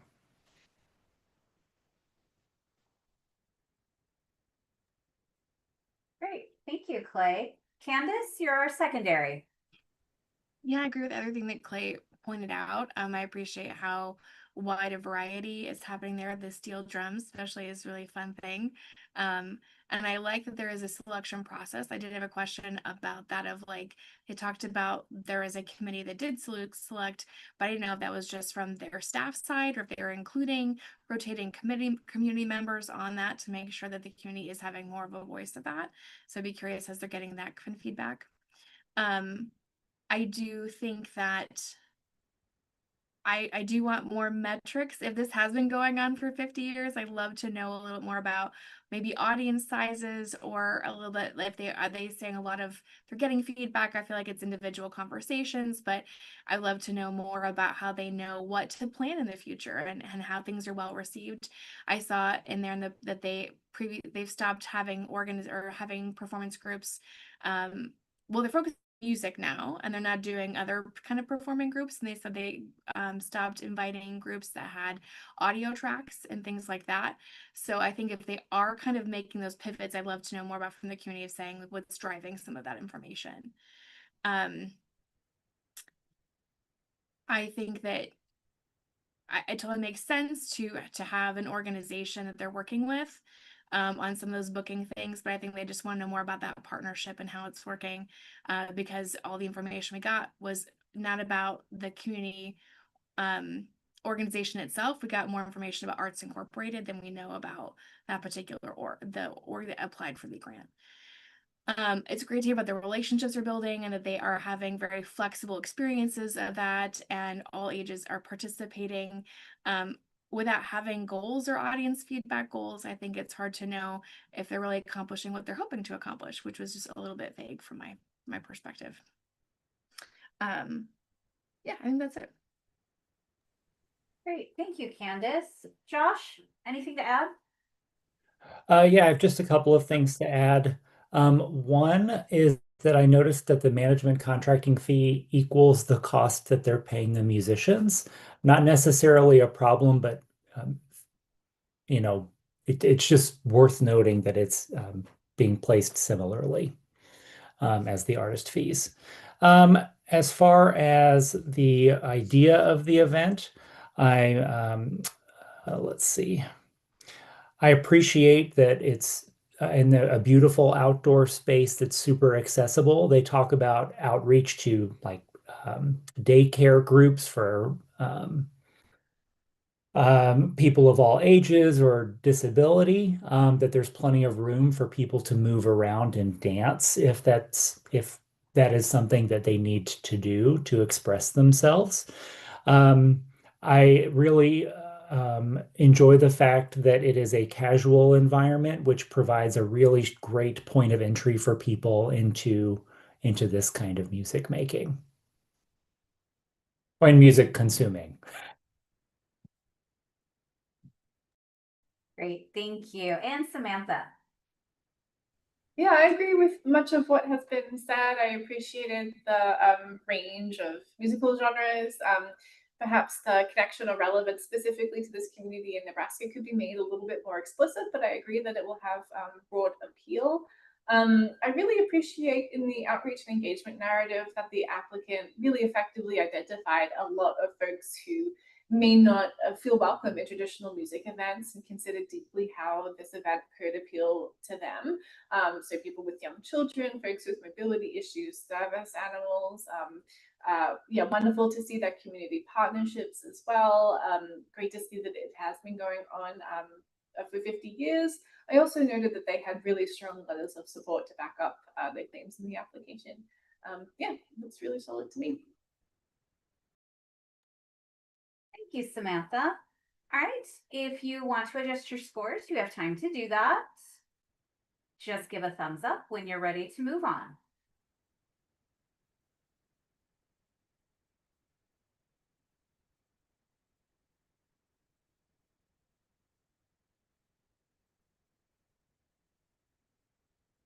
Great. All right. Everyone has indicated they're done. So Elizabeth, I'll hand it over to you. Our next application is from Nebraska Trumpet Ensemble. This grant will cover production expenses and artist compensation for one in-person concert in Lincoln and several live stream recitals featuring trumpet artists from around the United States. Additional engagement is planned with local retirement facilities and an elementary school. This grant will cover production expenses and artist compensation for events scheduled from July through December of 2026. Thank you, Elizabeth. Clay, you're our primary. Okay. Pardon me. I think the artistic qualities, I can appreciate the high talent that this group contains. The proposal, it kind of bothered me that they mentioned what they propose to do, but there are no specific dates or locations listed. I also appreciate the fact that they're going to live stream and they're going to bring artists from not just Nebraska, which the Nebraska Trumpet Ensemble is. Again, they contract with with Arts Inc. So the budgeting is a question there. As I said before, I think the participants, their talent is good, but I think that part of the application is somewhat incomplete. Evaluation, they did feedback from the audience. They mentioned that I would like to see more concrete evaluation tools other than leave a comment here on this part. That's a little loosey-goosey. Under outreach and engagement, again with the live stream, I think they reach a large audience, and they certainly do in their performances. There's no admission costs, which is good. The first letter of support discussed the impact on the kids. So I always think that I appreciate that. The second one was from a performer who liked the mission of the trumpet ensemble, but really I would have liked to have seen more reasons, more concrete evidence as to why they liked the mission, not just that they liked it. That's it. Great. Thank you, Clay. Josh, you're our secondary. I have only a couple of things. I agree with everything that Clay mentioned. The live streaming, I think, is wonderful. And I would like to point out that it appears it began as a COVID response and has just continued because it has increased accessibility to trumpet playing. I did note that, considering it's live streaming, they do talk about Lincoln an awful lot. If something is being live streamed, it can be, I think there's an opportunity to bring more focus on the Nebraska Trumpet Ensemble because of the live streaming, even from outside of Nebraska, with minimal extra cost. So there could be some more impactful work. I think it could be more impactful. Let's see. The artist qualifications are strong. Again, not much with concrete evaluation that I noticed. Let's see. I would like to see more who is responsible for finalizing items on the project timeline. Again, it's Arts Incorporated, so it seems to be a pretty small operation there. One person doing a lot of things is what it appears to be. So more information there. It could be helpful to be more specific about who within the Lincoln community is being targeted within the project. And there is a significant pay discrepancy. I'm just reading my notes. I haven't verified this today. Between the live series concert and the other performances. Not necessarily a problem, but could be worth mentioning, or is worth mentioning. How are concerts advertised so that the broader Lincoln community becomes more familiar. I know that there's a lot of cross-pollination and advertising within Arts Incorporated, which is great, but it seems to be more closed loop still, you know. I live not far away and I didn't know much about this group. And it appears that they brought in some pretty prominent artists. And I would have loved to have seen those recitals in particular. Um,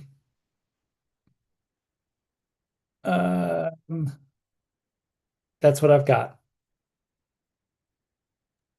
Oh, sorry, I do have one more thing. They do mention a mailing list quite often. How do people get on that? You know, kind of a closed loop. They do mention it regularly throughout many of these applications about they notify people through the mailing list, but I don't know how people get on it or how people are notified. Thank you, Josh. Candace, anything to add? Yeah, I do think that promoting trumpet worldwide is great. Even as a cellist, I love that idea.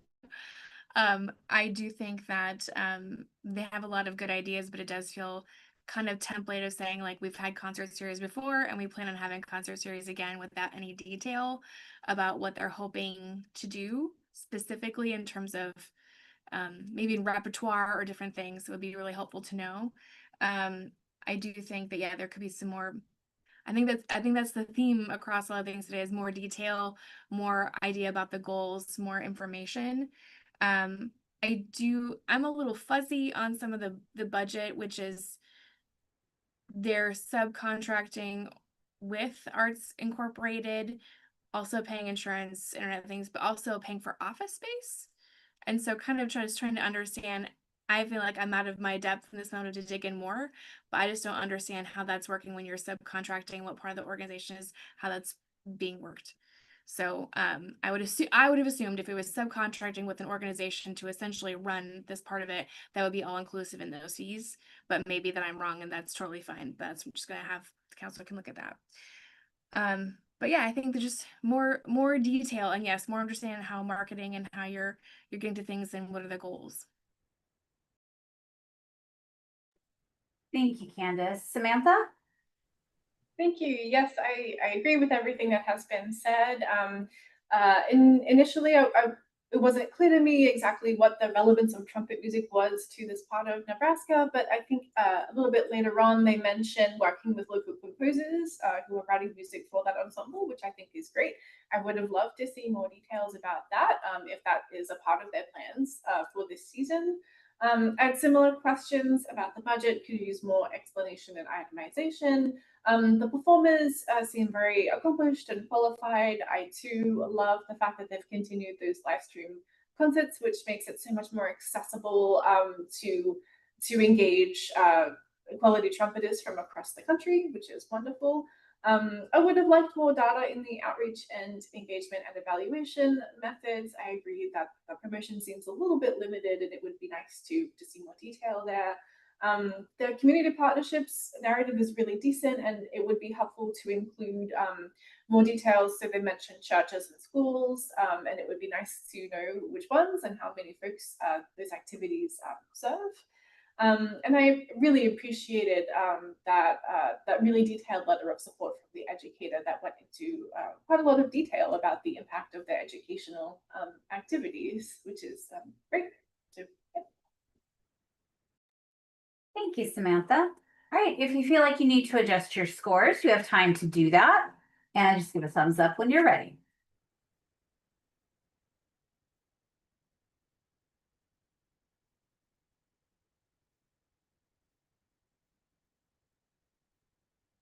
Great.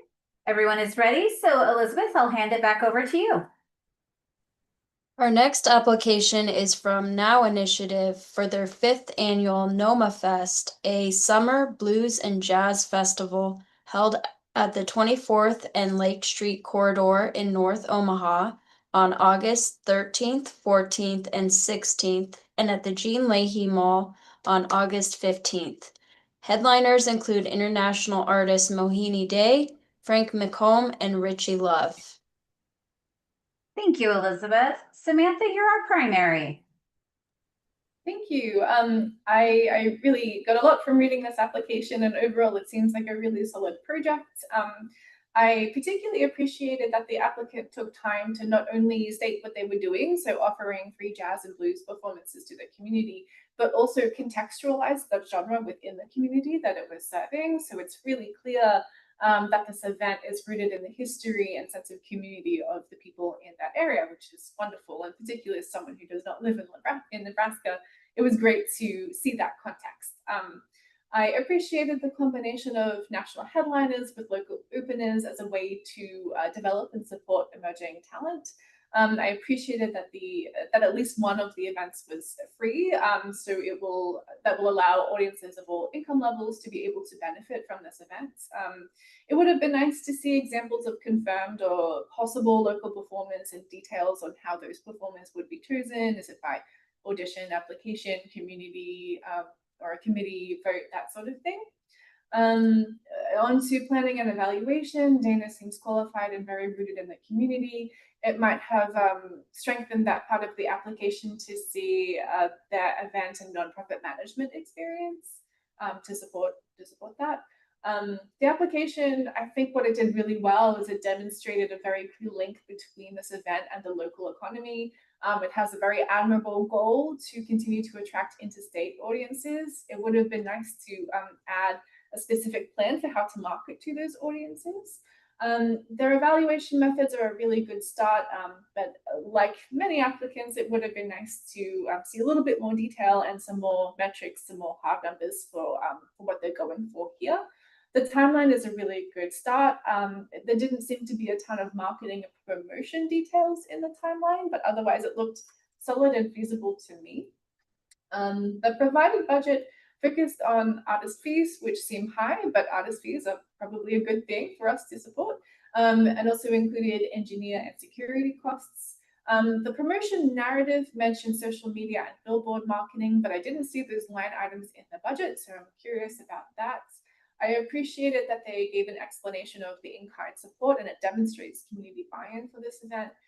It would be helpful to know the status of the sponsorships that they mentioned, if they're confirmed or expected, and also maybe to see some past attendance data to assess whether the figures that they've provided in the budget seem accurate and realistic. Outreach and engagement, I found this to be very positive. The applicant not only gave in detail demographic data, but also contextualize it within Nebraska. Clearly, this applicant responds to regional history and demographics through programming culturally relevant music, at least one free event, and also utilizing local performers. They have an impressive number and range of community partnerships and a history of leveraging their volunteers, which shows strong community buy-in. I appreciated that they included a range of promotional methods. Again, it would have been nice to see more of that in the budget, but that's okay. Their underserved community narrative focuses on NOMA's activities holistically, and it would have been nice to see more of a tie-in with this event specifically. And it would have been nice to see a little bit more in the accessibility narrative beyond physical disability, particularly as we know they're already thinking about this with financial accessibility, but otherwise was really strong. Overall, I found this to be a really solid application. The project is feasible and has clear cultural and economic benefits to its community. Great, thank you, Samantha. Clay, you're our secondary. Oh, thank you. I agree with everything that Samantha said in the artistic qualities and comments. It is a celebration of North Omaha, so that's where most of the performances will take place, which I was very happy to see.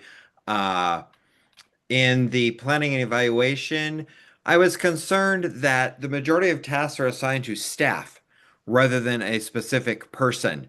I would like to see who that staff is and if they have that staff in place at this point.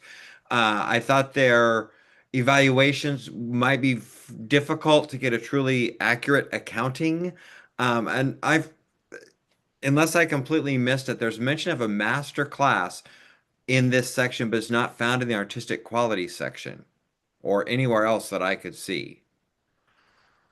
Outreach and engagement. I felt that some of the marketing was passive. And that concerned me. I appreciate the great letters of support, and I like that the Saturday portion is free. And also the tuition support if needed to the lessons and activities. But is that to the NOMA organization?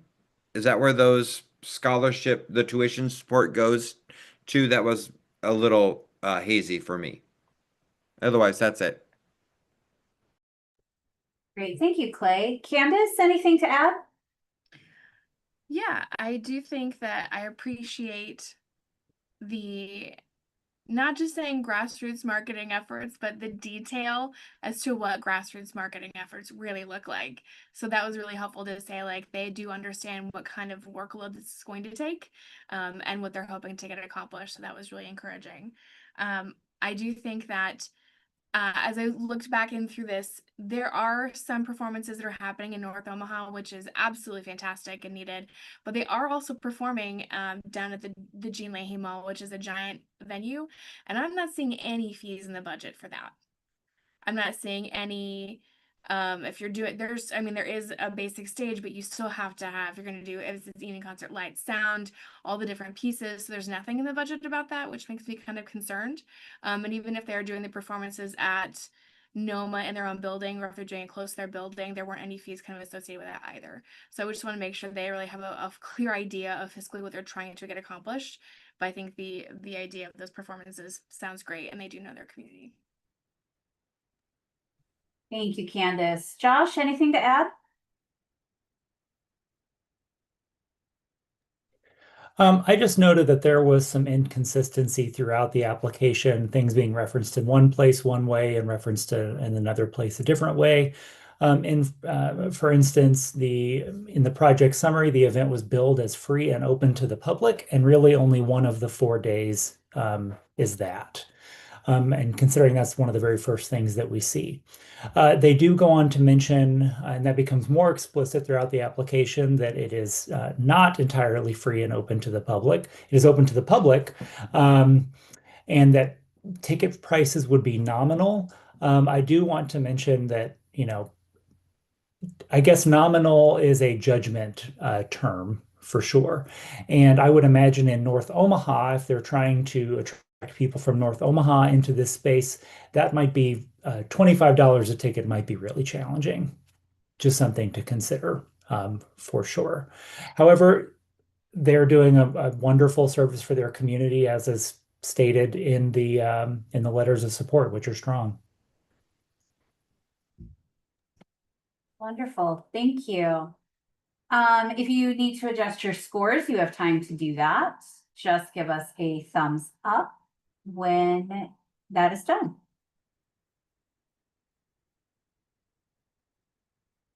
Great. We're going to go ahead and take another break now. So let's come back at 11:25. So you get a couple extra minutes. And just remember, when you're ready, when you come back, just turn your camera on so we know you're ready.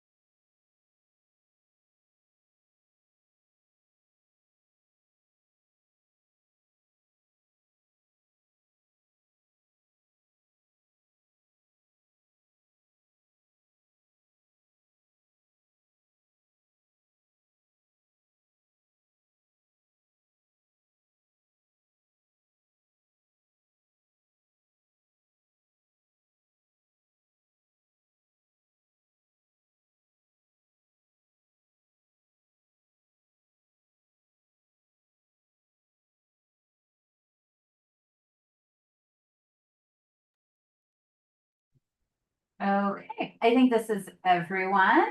Thank you, Sam. So Elizabeth, I will hand it over to you. Our next application is from Resonance to help pay musicians for the 5th annual Resonance Festival choir performance on October 22nd, 2026 at Countryside Community Church. The performance will feature the Midland University Choir, singers from River City Mixed Chorus, the Resonance Consort, the Omaha Symphony, and the Omaha Conservatory of Music. Thank you, Elizabeth. Clay, you are our primary. Thank you. This was really interesting to read because even though I lived in Omaha for a while, it was several years ago, so I don't know much of the emerging performing groups. Um, I appreciate the fact that they gave the history of both Resonance and this project, 14 years and 5 years. They identified the conductors, the musicians, the key people by name. So they already have those people in place. Uh, I respect the fact that they are uniting professional musicians and alongside high school, collegiate, community performers, people who may, especially in the community, may or collegiate may view music either as a vocation or as an avocation, either one. Uh, so I thought that the artistic quality portion of the application was very well done and very pretty complete. Um, the project seems to be well planned. It focuses on continued partnerships while creating new ones. They're going to have it at Countryside Community Church. They anticipate filling the church, and they have a system of varying ticket prices. Eventbrite is their ticket manager, for want of a better word, and that also helps them to establish ongoing contact with the people that purchase those tickets. So that is a way to continue their relationship with them. Um, I I think it's a unique situation to Omaha, and I think one that is uh, worthwhile. It allows people to participate in events such as this that they may not have a chance to. Work with high caliber conductors. The they have accounted for accessibility and accommodations for their singers, but they have not addressed those same topics for their performance venue. And I don't want to assume anything, but I do question. My concern is the statement regarding people from West Omaha not having the means to get downtown for a concert. That bothered me a little bit. The recommendation letters speak very highly of the event. So that's what I have. Great, thank you, Clay. Samantha, you're our secondary. Yes, thank you. I agree with everything that Clay said, and just to add a couple of things. The just under artistic quality, the event description makes a link to America 250, but I found that link to be slightly tenuous. And I wasn't sure if I agreed that there was a strong link between the pieces in Composer presented to the US or to Omaha and Nebraska specifically, but I think that's a secondary consideration, considering how many performers they are bringing in, how many strong community partnerships that they've demonstrated that they have. For planning and evaluation, the staff seem qualified and capable, and it is certainly encouraging that they have a strong history of bringing these types of events together well. I would have liked to have seen some more metrics provided, and I thought that the evaluation methods seemed a little bit thin, relying mostly on social media. They provided a really nicely detailed timeline, but I wondered if 2 rehearsals would be sufficient for a project like this. But I'll have to trust their judgment on that. Where I think that the applicant could have done better is in their outreach and engagement.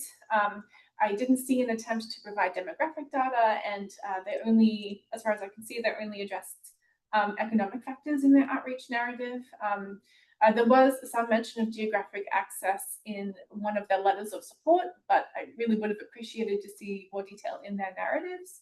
I think tiered ticketing is a wonderful idea, but I would have liked to have seen more information about the specifics. So how does it work and which underserved communities does it serve to implement that model?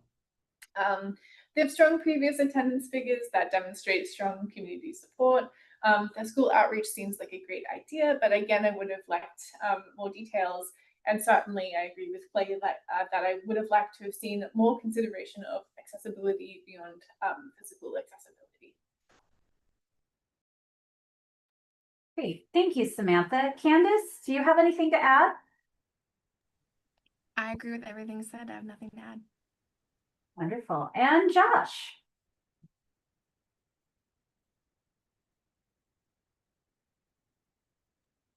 Thank you. I do have a couple of things to add. The first, I think they need to be commended on the fact that they're assembling so many people to pull off something so huge. This is a pretty significant project. So I think that's really great. I agree with Clay regarding, accessibility for West Omaha residents. I actually went back to the NEA description of what an underserved audience looks like, and I think it does qualify. There is a little bit more explanation. I can't remember where I saw it, but where maybe even further west communities are targeted in this, or at least considered. For instance, like Gretna, Elkhorn, Bennington, those are, I would imagine, further away from downtown Omaha. And so this does put it maybe in a place that's maybe a little bit more accessible for those residents. But I did have the exact same concern that you did, Clay, with that. One other area of concern I found, or certainly something worth being noted, is that the collaborative pianist and the associate director for residents seems to have as much or almost as much on their schedule as the conductor of the group, and the conductor is receiving supplemental pay of $3,000. I see no additional pay for the collaborative pianist or for the associate music director. They're the same person. And so I was kind of curious as to why that was. I know that Dr. Breland, I think, is the conductor of resonance in general. And so maybe he's not getting his resonance pay, and that this is covering that, and maybe the associate music director / collaborative pianist is. I just noted the absence of pay for that person who, when I looked at the schedule, appeared to be traveling as much as this person and participating in these outreach activities. Now, maybe that's beyond the scope of this, of what I'm being asked to evaluate, but it was certainly something that I noticed. Great, thank you, Josh. I appreciate that. All right, if you feel like you need to adjust your scores, you have time to do that. Just give a thumbs up when you're ready to move on.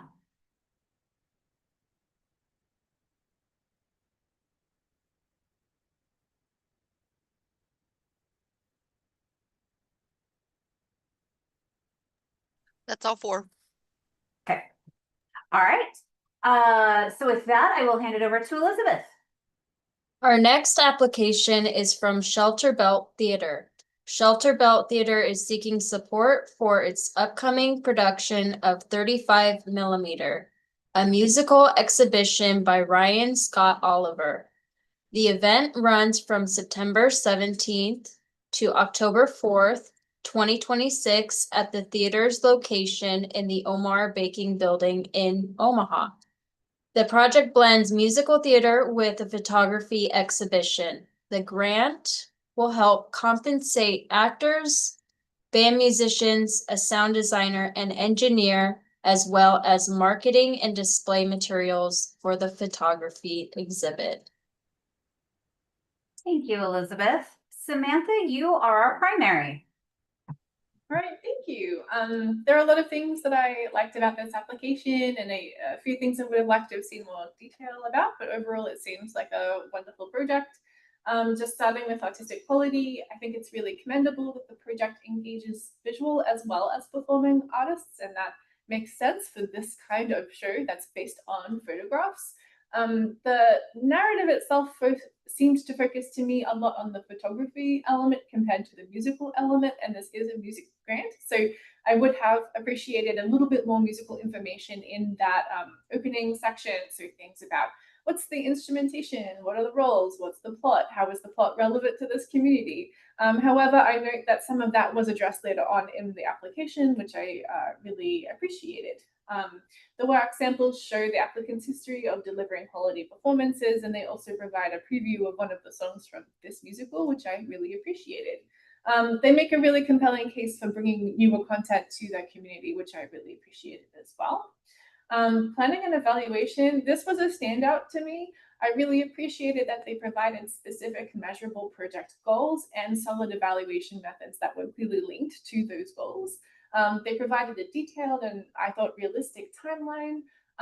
Regarding the budget, I had a few minor concerns that they actually addressed in their narrative. So I noted that the artist compensation seemed low for a 12-show run, and then they explained the reasoning why. I was sort of confused that tips were included as income. I'm not from a tipping country, so I don't know how this works, but my understanding is that that's supposed to go to service staff and not to the artistic staff, but maybe that's getting too much into the weeds.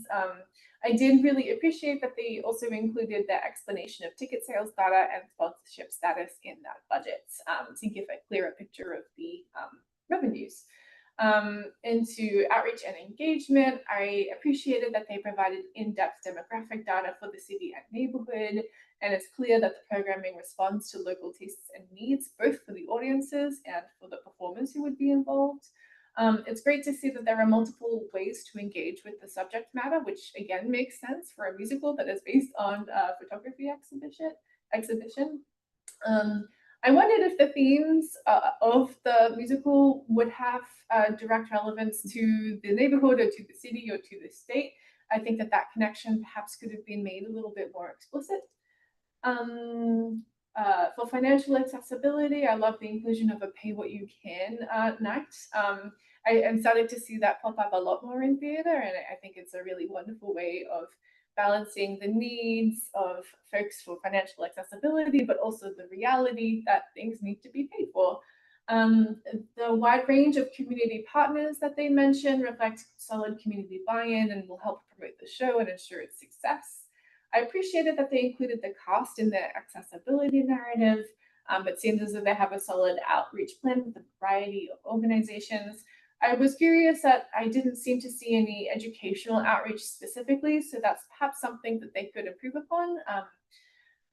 They included strong detailed letters of support, and so overall, while I would have liked to see a little bit more detail, particularly about performance elements and a couple of budget questions, I was impressed with this application, particularly with the planning and evaluation methods, its consideration of financial accessibility, and its use of multiple artistic disciplines to maximize audience engagement.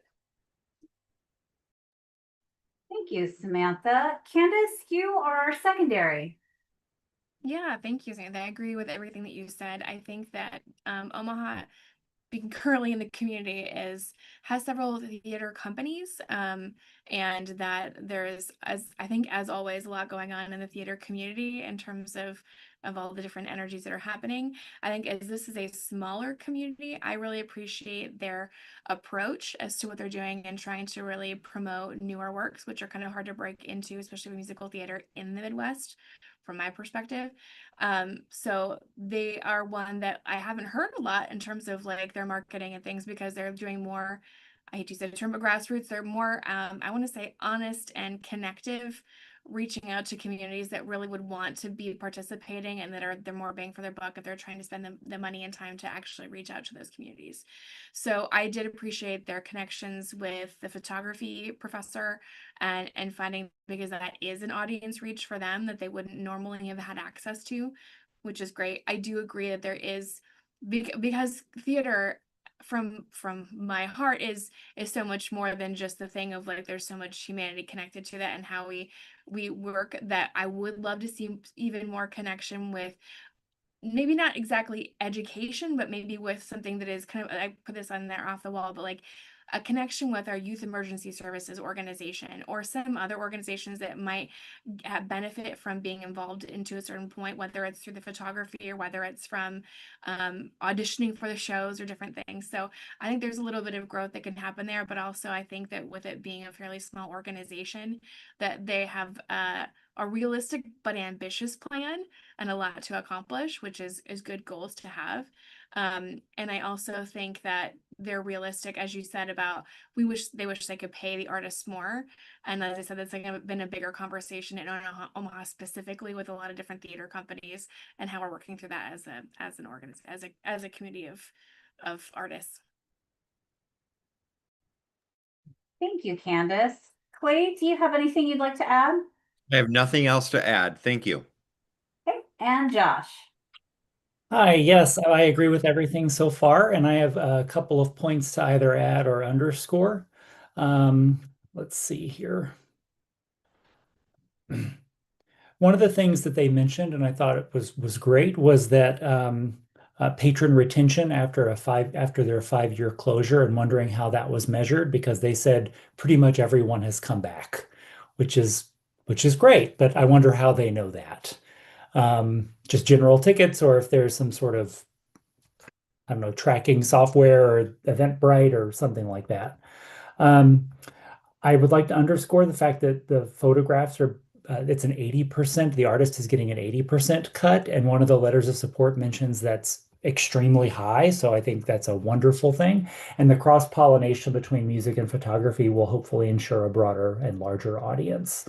Kind of a win-win for everybody, the musicians and for the photographers. And, hopefully that will increase audience participation for both of those things when they become separate, which is great. Something else to underscore, the budget is thorough and it appears equitable. I did have the same concerns that were mentioned in terms of pay. Something that I do want to underscore is that the musician rate seems really, really low. Just to be perfectly honest, it all is really low, and I know they're trying to keep things affordable. I wonder if this is considered community theater, if that's how they would describe it, and then the actors are maybe more hobbyists, and that's why they're probably not being paid as much. I don't see that being the case with the engaged musicians. There are other community venues for musicians to perform in, and I wonder how many of these people are doing this because it's fun or because it's a gig or what, but it seems very low, especially for the amount of time they're being engaged. I noted that, there's a month of rehearsals at 5 times per week, which is a lot, and not necessarily the live musicians will need to be involved in all of that, but certainly the week before, I would imagine, for Tech Week, and then all of the runs, that's an extremely small amount. So that's just something to consider as they move forward with this. And it could be a non-issue. They could just be friends of the people running the show, and they're doing it as for, subsidizing it because of their own interest and support of the project. I do hope that everything is extremely well organized so that people's time is taken into consideration. 5 nights a week for 6 weeks. Hopefully people aren't sitting around for hours and hours and hours before being engaged, or that things are being communicated very clearly to everyone in advance. Just something to note out of some personal experiences. Not with the organizers, but just in general. I do want to say that I noted extraordinary outreach for ASL, or for hard of hearing and visual impairment individuals, considering that it's both music and photography, and they seem to have considered both parties that might not have the ability to access those things. with ASL interpretation on one night of the show, as well as large print materials for everything, which is great. They also seem to be one of the organizers of the show, I guess, is a specialist in visual impairment. It was the same person that wrote one of the letters of support and also one of the photography professors, or the photography professor, I believe, is the person that they're engaging. I think it's terrific that they're doing publicity for the event with live musicians at the Omaha Broadway Bar, which is a relatively new facility. And sort of mutually beneficial because that's going to be an audience that will likely come and attend. It provides some sort of a benchmark for the musicians to be ready in time because they're going to be performing over this summer before the show opens by a couple of months, which is great. And it will support the business, the Omaha Broadway Bar there, which is great. I did have something to note about the letters of support. Both of the letters of support were written by people involved with the production. And so had there been any sort of external letter, I think that would have really strengthened it. But the music director wrote one and the photography professor wrote the other. So just something to point out. Thank you, Josh. Candace, you wanted to add something? Yeah, I think that Josh, you kind of dug into kind of what I alluded to a little bit, which is I think one of the challenges that's happening. I don't think it's probably specific to Omaha because I've had this in many communities I live with, whether it's Chicago, overseas, of the pay discrepancy between like a pit musician or an onstage musician or a vocalist, and that seems to be a challenge that the performance community has not found a solution to that's an elegant one yet.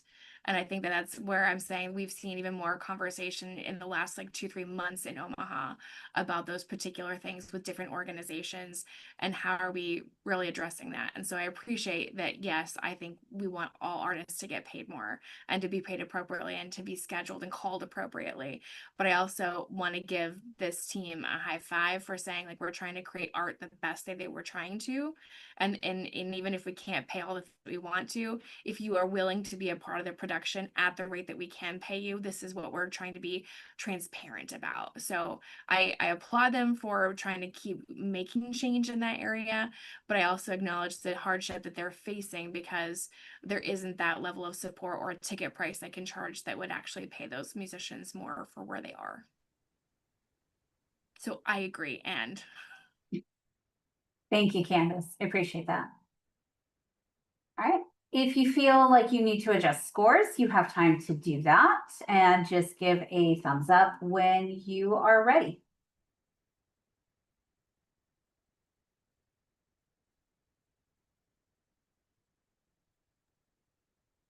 Okay, we are moving on to our last one. So with that, I'm going to hand it over to Elizabeth.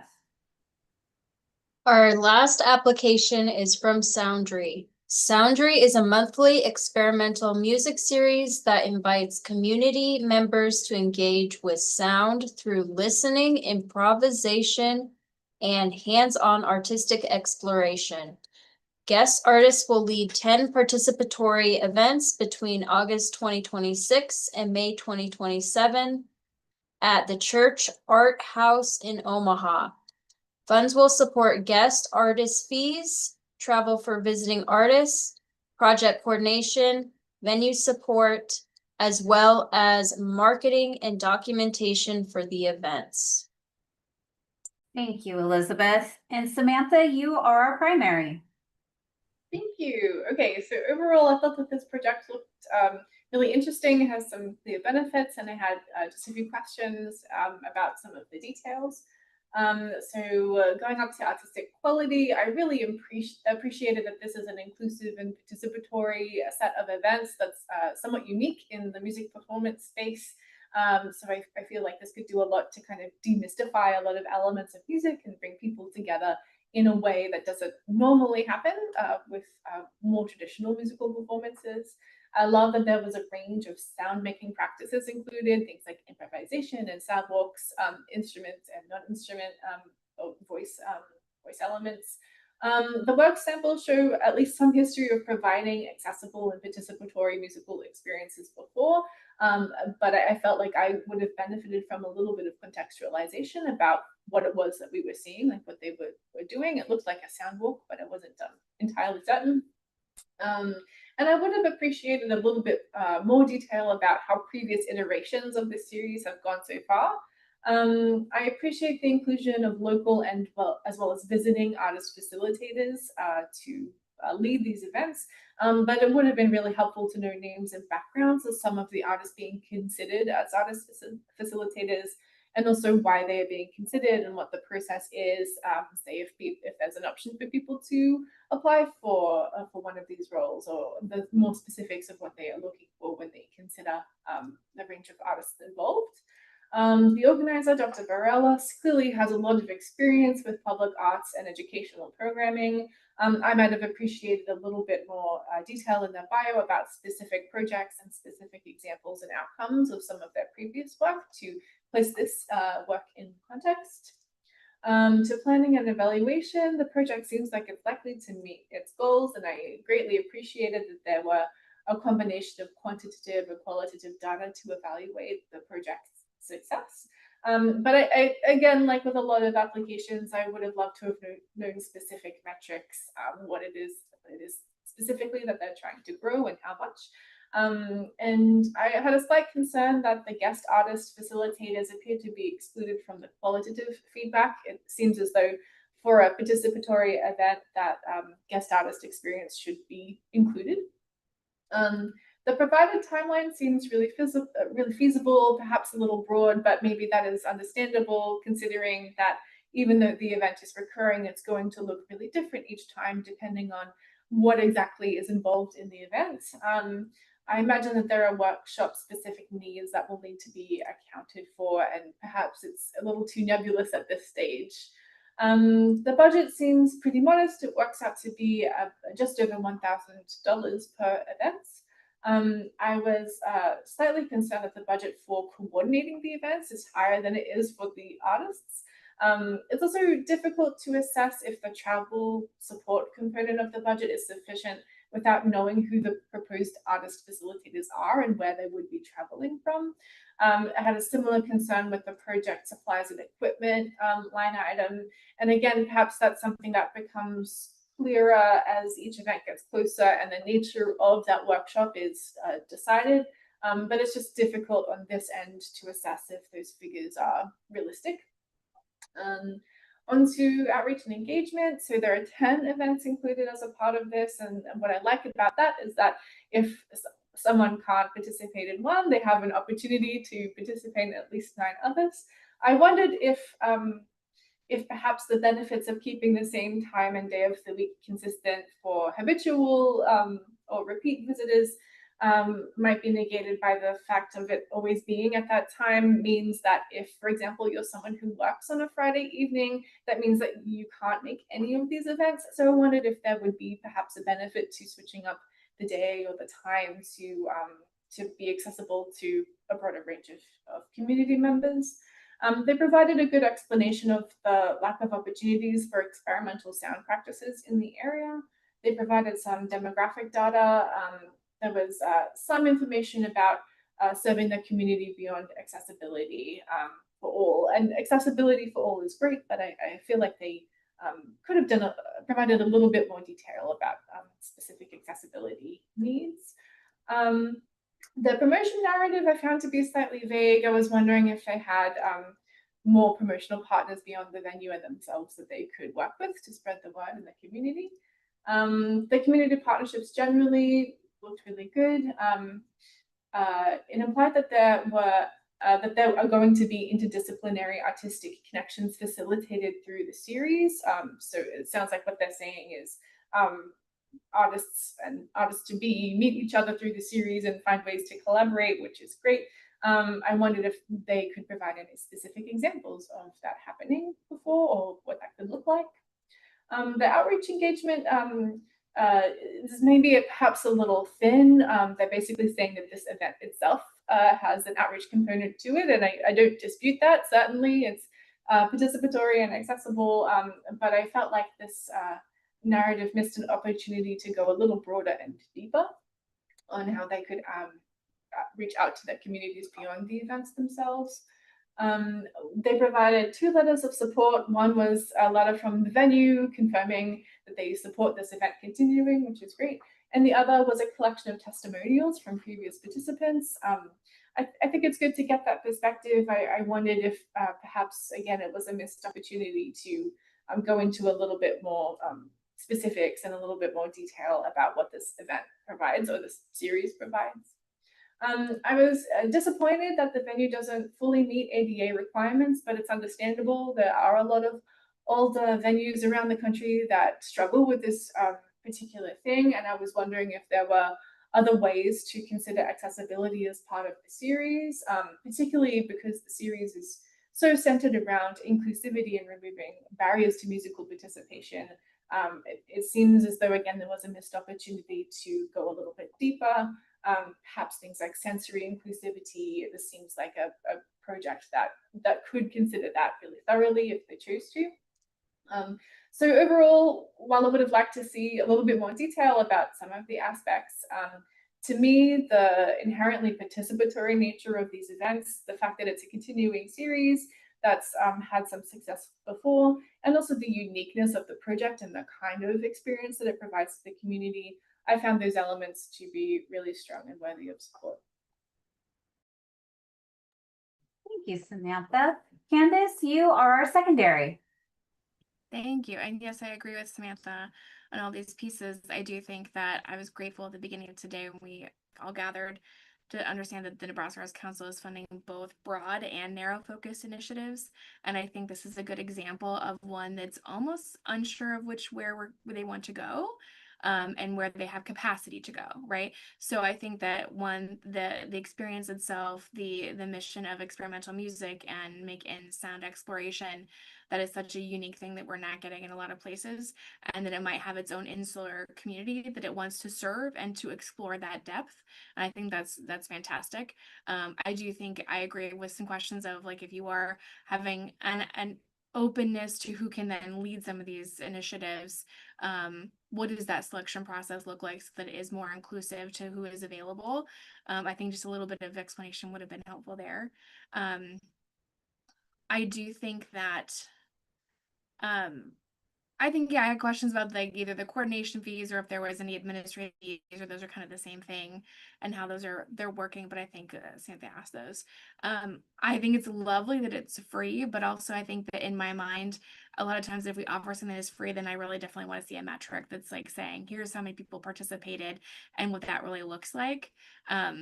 Because that helps you know then where to go next as an organization and as a series planning tool. I also think that, let me look at my last note here.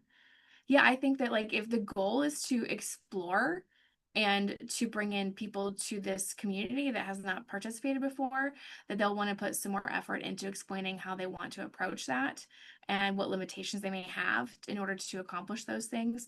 Or if it really is to like to participate in the current community and go deeper in that exploration. I think there's value to that too, but I think that it was unclear to those of us reading it of saying like, I think you want both things, but you might not have capacity for both things. So how do you best want to go forward with your next step?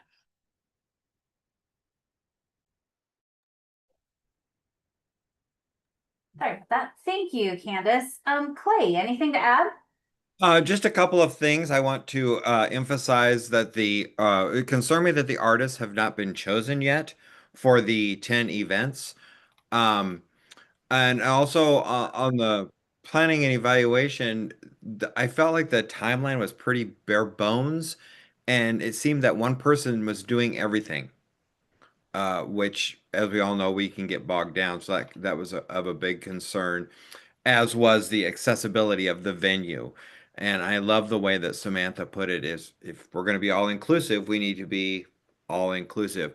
And the last thing is I do think they missed the boat on not having student engagement into schools if they possibly can. Thank you, Clay. Josh, anything to add?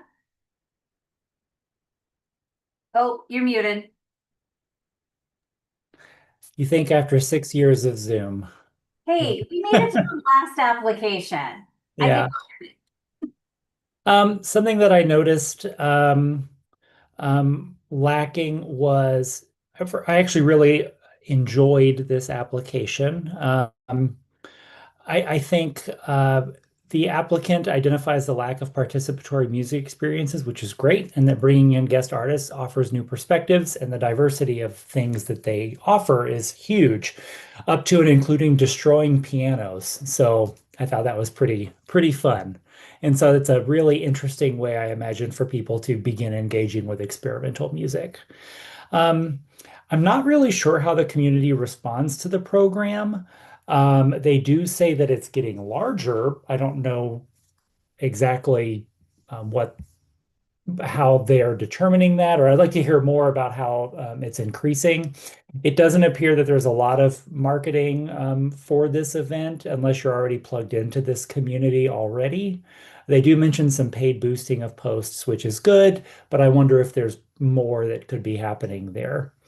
Um, Something else to note, are there more opportunities for frequent assessment? I think they are only doing one assessment after the course of each season. And with different guest artists coming in and each of the experiences being so different, I think more regular assessment could be very helpful, especially if there's a little bit of plane being built as it's being flown. There's ways that it can be modified throughout the season to respond. Oh, I really liked this. Oh, this was very similar to what we did the past 3 weeks. I'd love to see something new. And there's not really an opportunity for that, which also eliminates the possibility that maybe there was one person that came in, and I'm not saying this is what has happened, but if there's one person that came in and they didn't like it and they couldn't give any information because they weren't asked, and then they just never come back, that's a missed opportunity for assessment, potentially. Um, let's see. Um, I actually found the participant testimonials to be really effective, at least for my reading.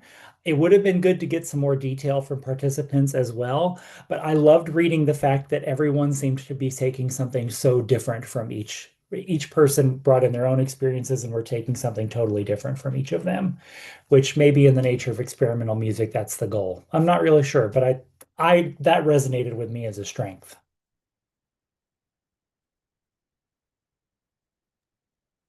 Wonderful, thank you. All right, if you feel like you need to adjust your scores, you have time to do that. And just give a thumbs up when you are done.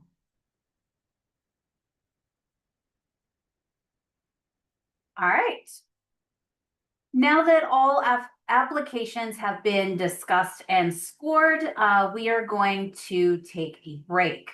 During this time, NAC staff will tally scores and prepare information for the final discussion.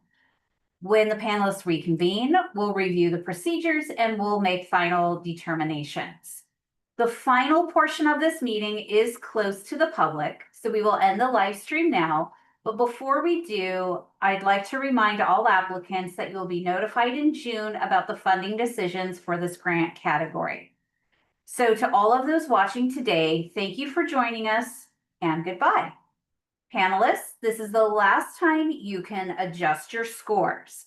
We'll consider your scores locked in when you turn your screen off.